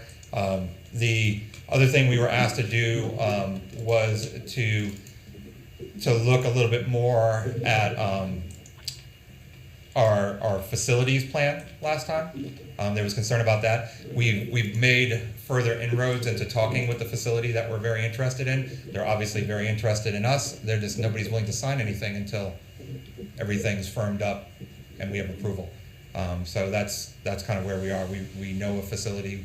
The facility more than meets our needs, and also fits into the price tag, as you can see when it was identified there. They're pricing it as a square foot. I don't remember the exact square foot pricing, but it's going to be priced at more of a warehouse district square foot for Lenore County, not a front of mall or residential square footage price. And it's currently a church that once a long time ago, not the school that we referenced, was a charter school. They left it. This church took it over. It's a national church that has locations around the country. They have a very small congregation. They're using very little of the facility. As you can imagine, it was built for a school. So a lot of the school facilities are fully available for us to use. Any other board? I don't know if I hit all the board stuff. And maybe some transition What stuff. kind of connects with that is really your community involvement? Yep. So I'm gonna let, I wanna let some of my board members speak. Not mine, but our board members. So I think for community involvement, a little bit, I was going to let Danny talk a little bit about that. Greetings, my name is Danny King. I noticed there's a great concern about the community involvement in Lenore County. I want to say, as a board member, I do have a presence in Lenore County. We work in the mental health field. We are a mental health provider, and we serve a lot of children in Lenore County. We also partner with the city of Kinston, and we work with the city manager, as well as Mayor Donna Hardy. Just alone in 2020, just to tell you a little bit about our presence in Kinston, we were a part of the Department of Health and Human Service COVID relief program. And currently, right now, we're doing COVID testing in Kinston. We're doing vaccinations in Kinston. We're doing food drives in Kinston. Throughout the city of Kinston alone last year, we distributed over $700,000 in COVID relief checks for utilities and rent. We also provided over $200,000 in food assistance in the Kinston area to families that needed food. So I understand everybody's concerned about whether someone lives in Kinston, but the resources that we provided in terms of grant resources, and sustainability of providing families, assisting families. We have boots on the ground with community health workers in Kinston. We've dealt with the pandemic in Kinston. We provided PPE, protection equipment in Kinston, personal protection equipment. So we've been on the ground in Kinston since 2005. We've really worked in Kinston. We've worked with Juvenile Crime Prevention Council, with parenting programs in Kinston. We provided intensive in-home services with parenting programs in Kinston. We've done child and adolescent day treatment programs in Kinston, working with students that are habitually suspended. We've done supplemental educational service programs in Kinston, providing tutoring and reading and math. So Kinston and Wayne County is really next to each other, but we have several employees, several community people that are involved, several churches that we partner with. So we actually do live in Kinston, if you want to say it, because we're there every day. And I just wanted to make that point. When we say that there's no involvement or there's no residential involvement, but I don't know many agencies that have served Kinston at the capacity that we have.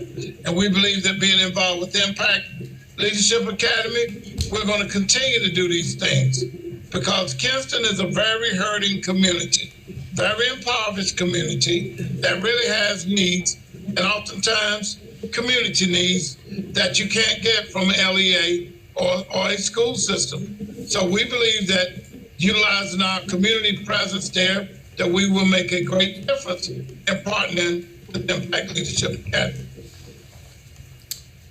Some of the benefits too to add on is that the initial board member who was on our first defense, while she has off because of that conflict of interest, part of the connection point is she's actually working and living in Kinston and serving through social services, so there's a direct partnership there that she's allowed to have in terms of connecting us to social services.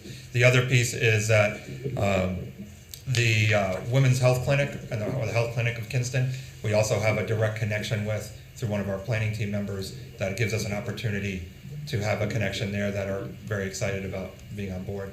I know you also talked about, and I missed this part, I apologize, the additional data that we collected when we referenced the surveys and the other data.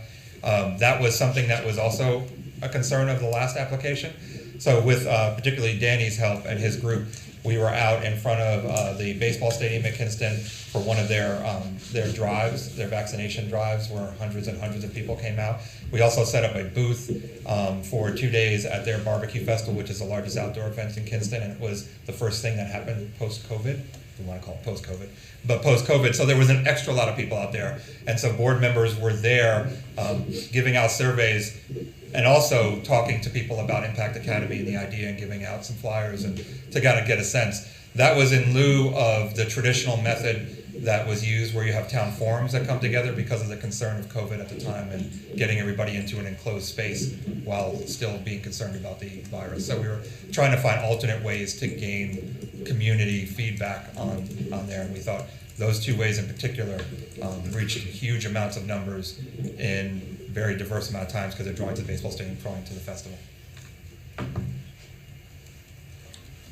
I was going to jump to the question for Dr. Singleton about Project Learning, so she can talk a little bit about that. So Dr. Singleton, I think the question for you is about that. Yeah, can you hear me? Yes. Okay, good. Good afternoon. I'm Dorothy Singleton, and I will address some of your concerns about the problem-based learning initiative here. Not only is it a problem-based learning process, but also a project-based learning process as well. Students are presented with an idea, and most likely those ideas are current issues as we encounter them currently. It is to enhance their skills in several areas. I'm sorry, my throat is dry.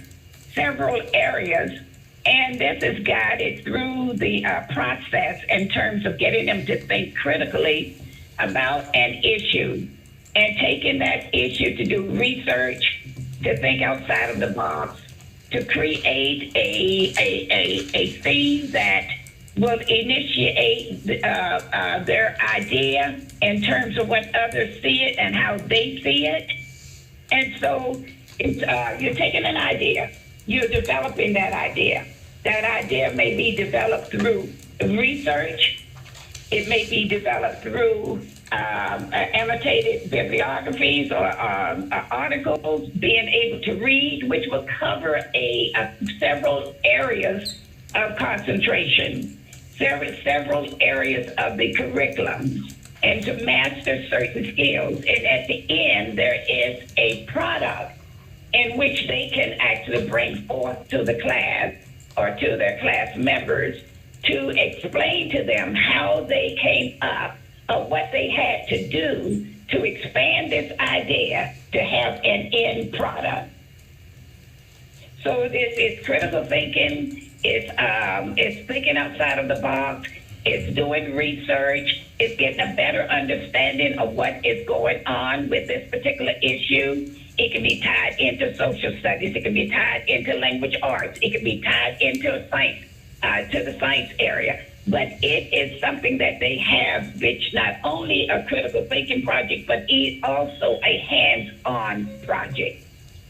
So that at the end, they can explain it, they have an end product, there's something that they can showcase, and then even take it a step further after they have finished the first phase of it.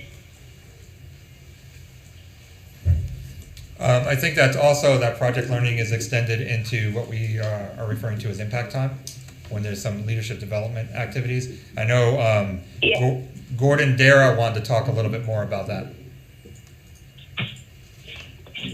Good afternoon. Can you all hear me? Yep. Okay. Thank you for the opportunity to let me speak today. I want to talk about impact time and the purpose of impact time. Impact time is to provide expanded time and enriched learning opportunities to students, giving them experiences they may not otherwise have. During this time, students will develop the values of leadership through real-world, project-based learning, community service, and talent development activities. More engaged time will allow broader and deeper coverage of curricula, as well as more individualized learning support. Extra time devoted to enrichment classes and activities will also expand students' educational experiences and boost engagement in the school. Our goals are to service to the community, and that is to engage students in relevant activities that develop critical thinking, collaboration, communication, and creativity. Also leadership and talent development, which would include social, emotional learning skills and leadership skills. And then, of course, academic excellence, which would include academic support, and support would be provided through tutoring. Also, let me point out at this point, I am the president of the Dara Educational Foundation, and we have committed over $61,000 to this project over the course of 3 years. Thank you. I think you also pointed out the 12 versus 20 for the student ratio in the classrooms. I think that's an error, it's 20. It's the 20, remember we're doing it by gender, so it's 20 per and per instructor. So that was an error on our part, we apologize. Does anybody have any other questions? Yeah, I go back to the education plan. I'm just curious if someone could kind of explain how you're defining terms like blended learning, personalized learning? The board member talked about project-based learning. I mean, there's a couple paragraphs where it just seems like it's all lumped together. And those are very different things. So the difference between blended, project, and personalized. So yeah, share with us your definition of blended, share with us your definition of personalized. That will be Dr. Singleton, right, that she starts to talk. I guess we can go back to when we have all of those in one particular area, we're talking about a differentiated curriculum where there are various things that we actually do that will tie in and bring all of those, the blended out, the collaboration, the leadership, and what have you. But the thing about it is that when you're dealing with differentiated curriculum, you're meeting the needs of all students, regardless of what level they're on and whatever case it may be. So it's not being able to break them out, but to blend them in so that you can have a rich environment for those students who are involved in that particular setting. Because the thing about it is that all students are not working on the same level. So when you're dealing with a differentiated curriculum, you are meeting the needs of those students. You're meeting how they learn in a particular setting, whether it's kinesthetic, whether or not it is visual, tactile, whatever the case may be. You have those areas there in which we know and we can assess what the students have mastered in terms of certain skills in various academic areas. So I'm going to ask the question another way. Define personalized learning for me.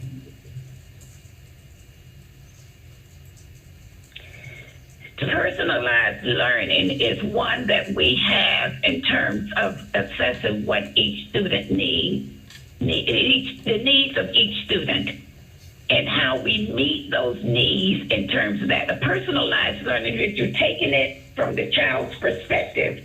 What is this? What does this child need to master at this particular level during this particular time of the academic year? So in many cases, it might be an area in which you're pulling out 2 or 3 students at a time in order to work with them on those skills for mastery. So personalized can be somewhat of a contract that this is what we're going to do, or this is what we will work with you on at this particular time, and keep track of what those students are mastering or what has been mastered in a particular area, whether it is science, math, social studies, the whole gamut. Are you giving students... So we have that, and it's documented so that we can keep track and make sure that we're working on those skills so that we know that what is the next thing to come in order to work on the next set of skills. So we have that. It's personalized, but at the same time, it is one to make sure there's mastery in place. Are you giving students voice and choice in what they learn and how they demonstrate understanding? Repeat that, please? Are you giving students voice and choice in what they learn and how they demonstrate understanding of concept skills? Yeah. In many cases, when you're dealing with personalized learning, you are giving them the choice of what they... And let's take, for instance, if you have language arts and mathematics, and then there's a process that you go through in identifying what is needed for that particular section of that math. How do we go about doing it? So they have a choice, but when they take that, when they have that choice, they're actually looking at it with a clear lens, through clear lenses. And the thing about it is that they see a difference. It's mapped out how they're going to process it, how they're going to achieve that goal. Which way are we going? Are we on the right track? If we deviate from that track, then how can we bring them back to get them to understand better what they're doing or what they're trying to accomplish? So I'm going to stop you there. So I promise just one last question then. So if you're truly doing personalized learning, and even in a project-based environment, why is there a need for single-gender classrooms? Good question. Yeah, I thought it was a good question too. It's, when we look at how students learn, and I'm not being, saying, what am I trying to say? Well, I'm not trying to say that. There is a difference, okay, in terms of thinking and the way they approach certain situations. All right, let's go back to some research here in terms of girls tend to be more verbal. Boys tend to be more hands-on, moving things, assessing things. Girls can actually look at a topic, they can expand on it, they can critically think about what the next step is going to be. So you got more of a active set of boys and a more, I can't say a reserved set of girls who think differently. Okay. Yeah, I don't disagree with that research. It seems like that would then tailor the project or the personalization you give within a classroom, whether they were single sex or not. But thank you for your answers. I do appreciate that. But the thing about it is that you're actually, at some point of the day, then we bring them back together. And then we're still learning from each other, regardless of how verbal one may be or how more hands-on another person or another student may be. But I think we have a good match in terms of how we approach our students and how we approach girls and how we approach boys. But it is something that we can gauge as we move along through the process. Thank you. Thank you, Dr. Singleton. You're welcome. So at this point, it's time for the applicant's closing statement, and just so you kind of know where I'm at with this, and then we can have our closing discussions. Well, I have I'm sorry. I'm just torn between, there's a great need for this school and this community, but I'm torn because the educational plan is the fundamental piece of the application, and it just seems to be a lot of things going on that are mentioned in there with STEM, project-based learning, self-directed learning, blended learning, gender-based, and then the main thing is your community-based model. So it just seems like there's a lot going on, rather than focusing on one core thing. Yeah. So I'm just putting that out there for right now, but if you want to go ahead and do your closing statement, you have approximately 10 minutes. Sure.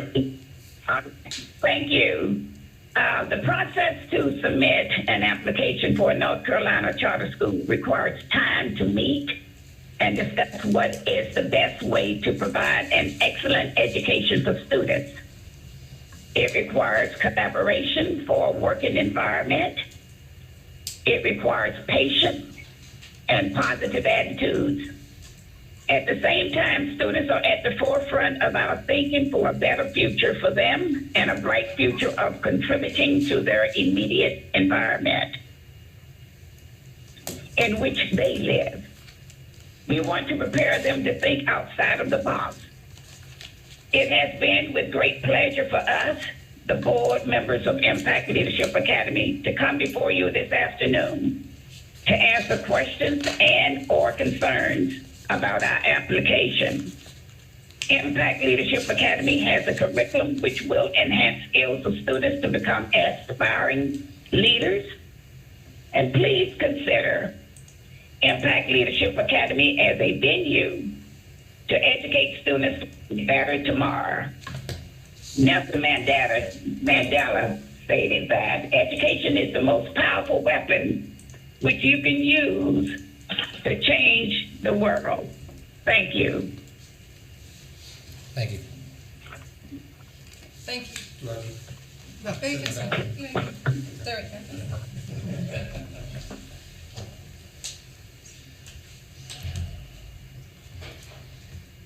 So what's everyone thinking? I basically had the same thing just written. I hear a lot of buzzwords, a lot of personalized learning, project-based learning, student choice, but then targeted instruction based on skill set. And then you throw in gender-based, and then you throw in, I mean, I think I had that comment earlier, it seems like a lot, as far as, almost like you're hitting on all of the very recent buzzwords, and we're gonna do this and we're gonna do that, and that's just concerning for me as far as being able to do something specific and well.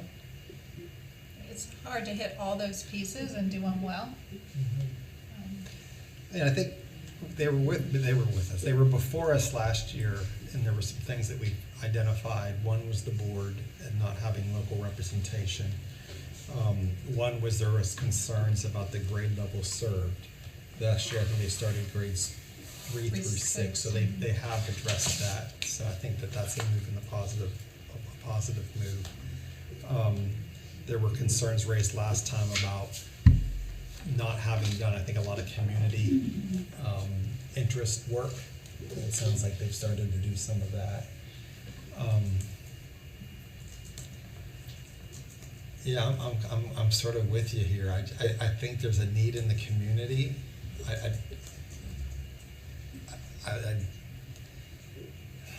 This is where I'm struggling to, like, I almost want to ask them, and I feel like maybe I've shortchanged because I asked a lot of questions and the answers were such that it ate into 25 minutes pretty quickly. But, like, would you be able to give like a 2-minute elevator pitch about Impact Leadership Academy is? Because I feel like the is right now is all over the map when it comes to the education plan. It's personalized, it's blended, it's project-based, it's product-based, it's gender-based. Like, It's community-based. It's community-based. It's like, I don't mean to sound silly, but that's a really long elevator ride, right? Mm-hmm. So it's just missing, this is who we are. This is why you want to send your kid to this school. And I mean, maybe they can keep the application as it is and tighten that up and come back to us next month, but I don't know, I'm really torn on it. Yeah, I'm more leaning towards, I'm not sure if this is ready still. I mean, there's still a lot of, like you said, there's a lot of things that need to be tightened up, but it's in the application, and the application is your charter. And identifying all those pieces in your charter is a heavy lift for anyone.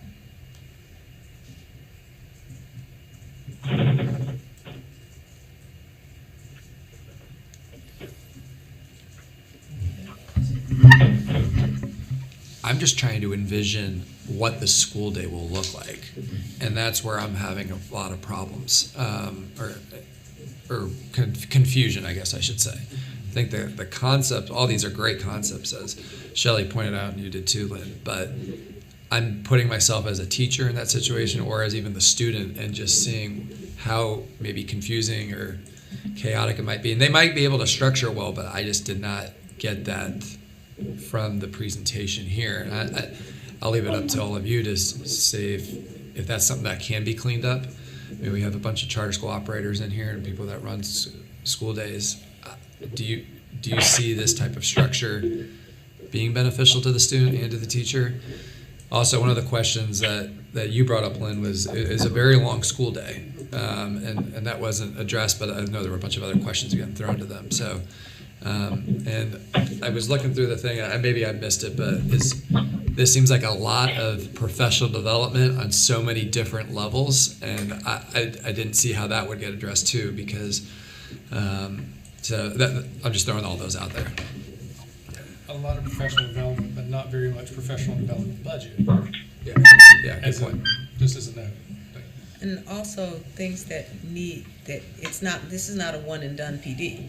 Right. This is ongoing support for a whole bunch of different kinds of initiatives at the same time. Yeah. And I really do want a school in Kinston. There's a need out there. I've been there many times, and I do think the people here are, their heart's in it, but their approach is causing me a lot of confusion, and I'll just leave it at that.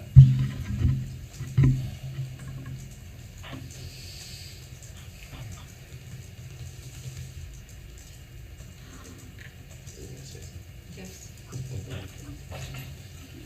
Dr. Etheridge looks like he's going to say something. Processing. Yeah, take your time.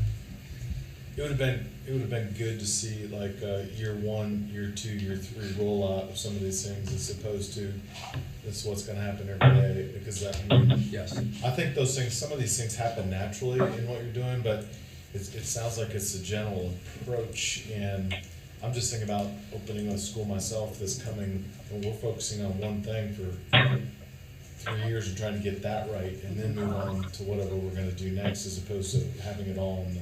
Seems like a good soup with too many ingredients. You know what I mean? I mean, that's kind of the walk away I get from it. And I don't know how you shed that down or shred that down. And the applicant acknowledged the progress that the district school has made, making it that much more competitive for students. And so without a compelling vision, it becomes harder to recruit students if the district is excelling in a way that even the applicant acknowledges it is.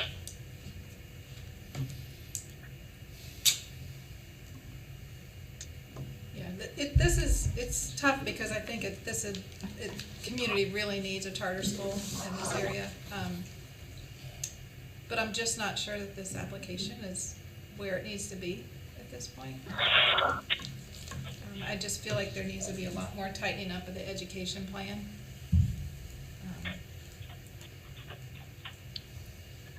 Remind me of the board makeup again. 4 people, And none are from. nobody from Lenore yet. Make sure I was combined. School. But to that defense, they do have people in the wings waiting to do this process. So I don't want that to be Waiting to join the board? We joined the board. They just conflict of interest and other stuff. People had to roll off. So. And one thing that they may want to consider is, they did say they identified a facility that was a previous school. And if they can shore that up, there is an option that they could come back and do an accelerated application if they can fix these things. Would that be in January? It would open in January and would be, Yeah, but they Close would in still April. open at the same, they still would Yeah, open yeah, it I mean, I'm just in- saying the application process. Yeah, that I'm would- I'm just saying that's another option that they could look at if they wanted to still open at the same time. A question along those lines, if I may ask the gentleman who's here, if, would you lose the facility that you have in mind, if you're not approved for 2023 opening? I don't believe so. Nobody else, you know better than I, there's not a plethora of people coming in here looking at charter schools or schools and kids. I don't know if it's gonna be used for another. No, there's, to our knowledge, we're not in competition with anybody for the facility. I think the delay obviously, or any hold is because, good business practice would tell you you're not gonna sign anything until you have money. So they're not gonna sign anything. So we're gonna get money. Is there any more discussion? They would promise a facility through who?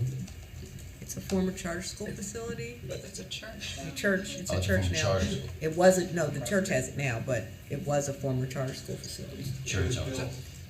So it does have classrooms and. So, Mr. Machado, if they were to reapply in January on an accelerated application process, they would still be on the same timeline to open then in fall of '23, correct? That is correct.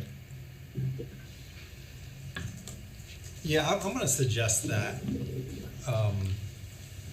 I think you can hear it in my voice. Like, I really think this is an area that needs a charter school, and I think there's some great work to be done. The ed plan just needs tightened up. It needs a focus, and right now it's a little bit of everything here. And you know, get the local board members on board. I think that there'd be a greater comfort level if you came back, having addressed those items, go for the accelerated, and you're not going to be off the timeline that you were planning to be anyways. So I'll make a motion that we do not move Impact Leadership Academy forward for approval at this time. And I'll second that. Is there I any- just really, I hope this doesn't come, I know it's not the outcome you probably want. We haven't voted yet, but don't be discouraged. I think that there's enough here to build upon. But it's got to be tightened up. That ed plan has to be tighter. There's too much. You got to be able to come through and in 2 minutes, this is Impact Leadership Academy. This is who we are, what we do, and why your kids should come to my school. And the only thing I'd like to add too, if you would decide to come back and go accelerated, just, you'd also need to be very clear that you have a secured facility and that there's a clear and compelling need. And so your surveys are very important for that, and your community involvement, and just making sure that that is very, so that you would need an addition to in order to meet the accelerated timeline. And just a suggestion too, from my standpoint, would be if there's a school or schools that look similar to the plans that you're talking about, like you do some research from other charter schools out there that have similar models, you might want to sit down and talk to that admin team or that board about their structure and how they rolled themselves out, and that might help you cut through some of the stuff that you have there and get more focused. Somebody like that might have a site visit and sit down with an administrative team or a board to talk about how they've rolled out what they do, that have similar demographics or have similar outcomes of that you want to see. That may help get a little bit more focused. That makes sense. So, and I think tighten up that ed plan is also going to give you an opportunity to tighten up your brand. Yeah. Because it seems like you're going to be competing more, with the school district, and I think that's going to naturally happen. But to Bruce's point, I think that's a thing that you need a strong brand, and with your ed plan's too much all over the place to even know what the brand is right now. And if you go accelerated, I think it's going to be really important. The requirement to show need, but also the requirement for you guys to show demand, like that there's going to that there are students and families that are ready to sign up. And I would add that perhaps more of a justification for the single-sex classrooms, perhaps thinking about it in terms of disciplinary outcomes and behavioral outcomes rather than academic ones might be a way to explain why a single-sex classroom would be necessary or beneficial to students.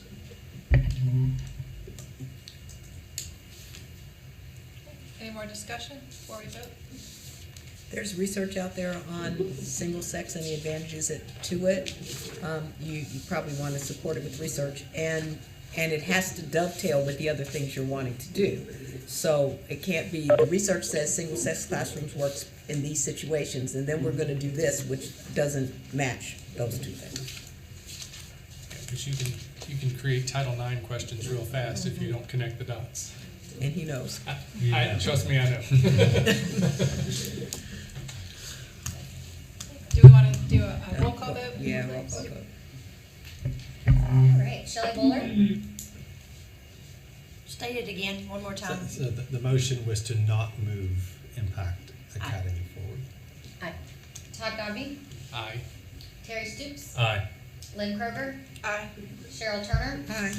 Bruce Friend, Aye. John Eldridge, Aye. and Eric Sanchez. Aye. All right.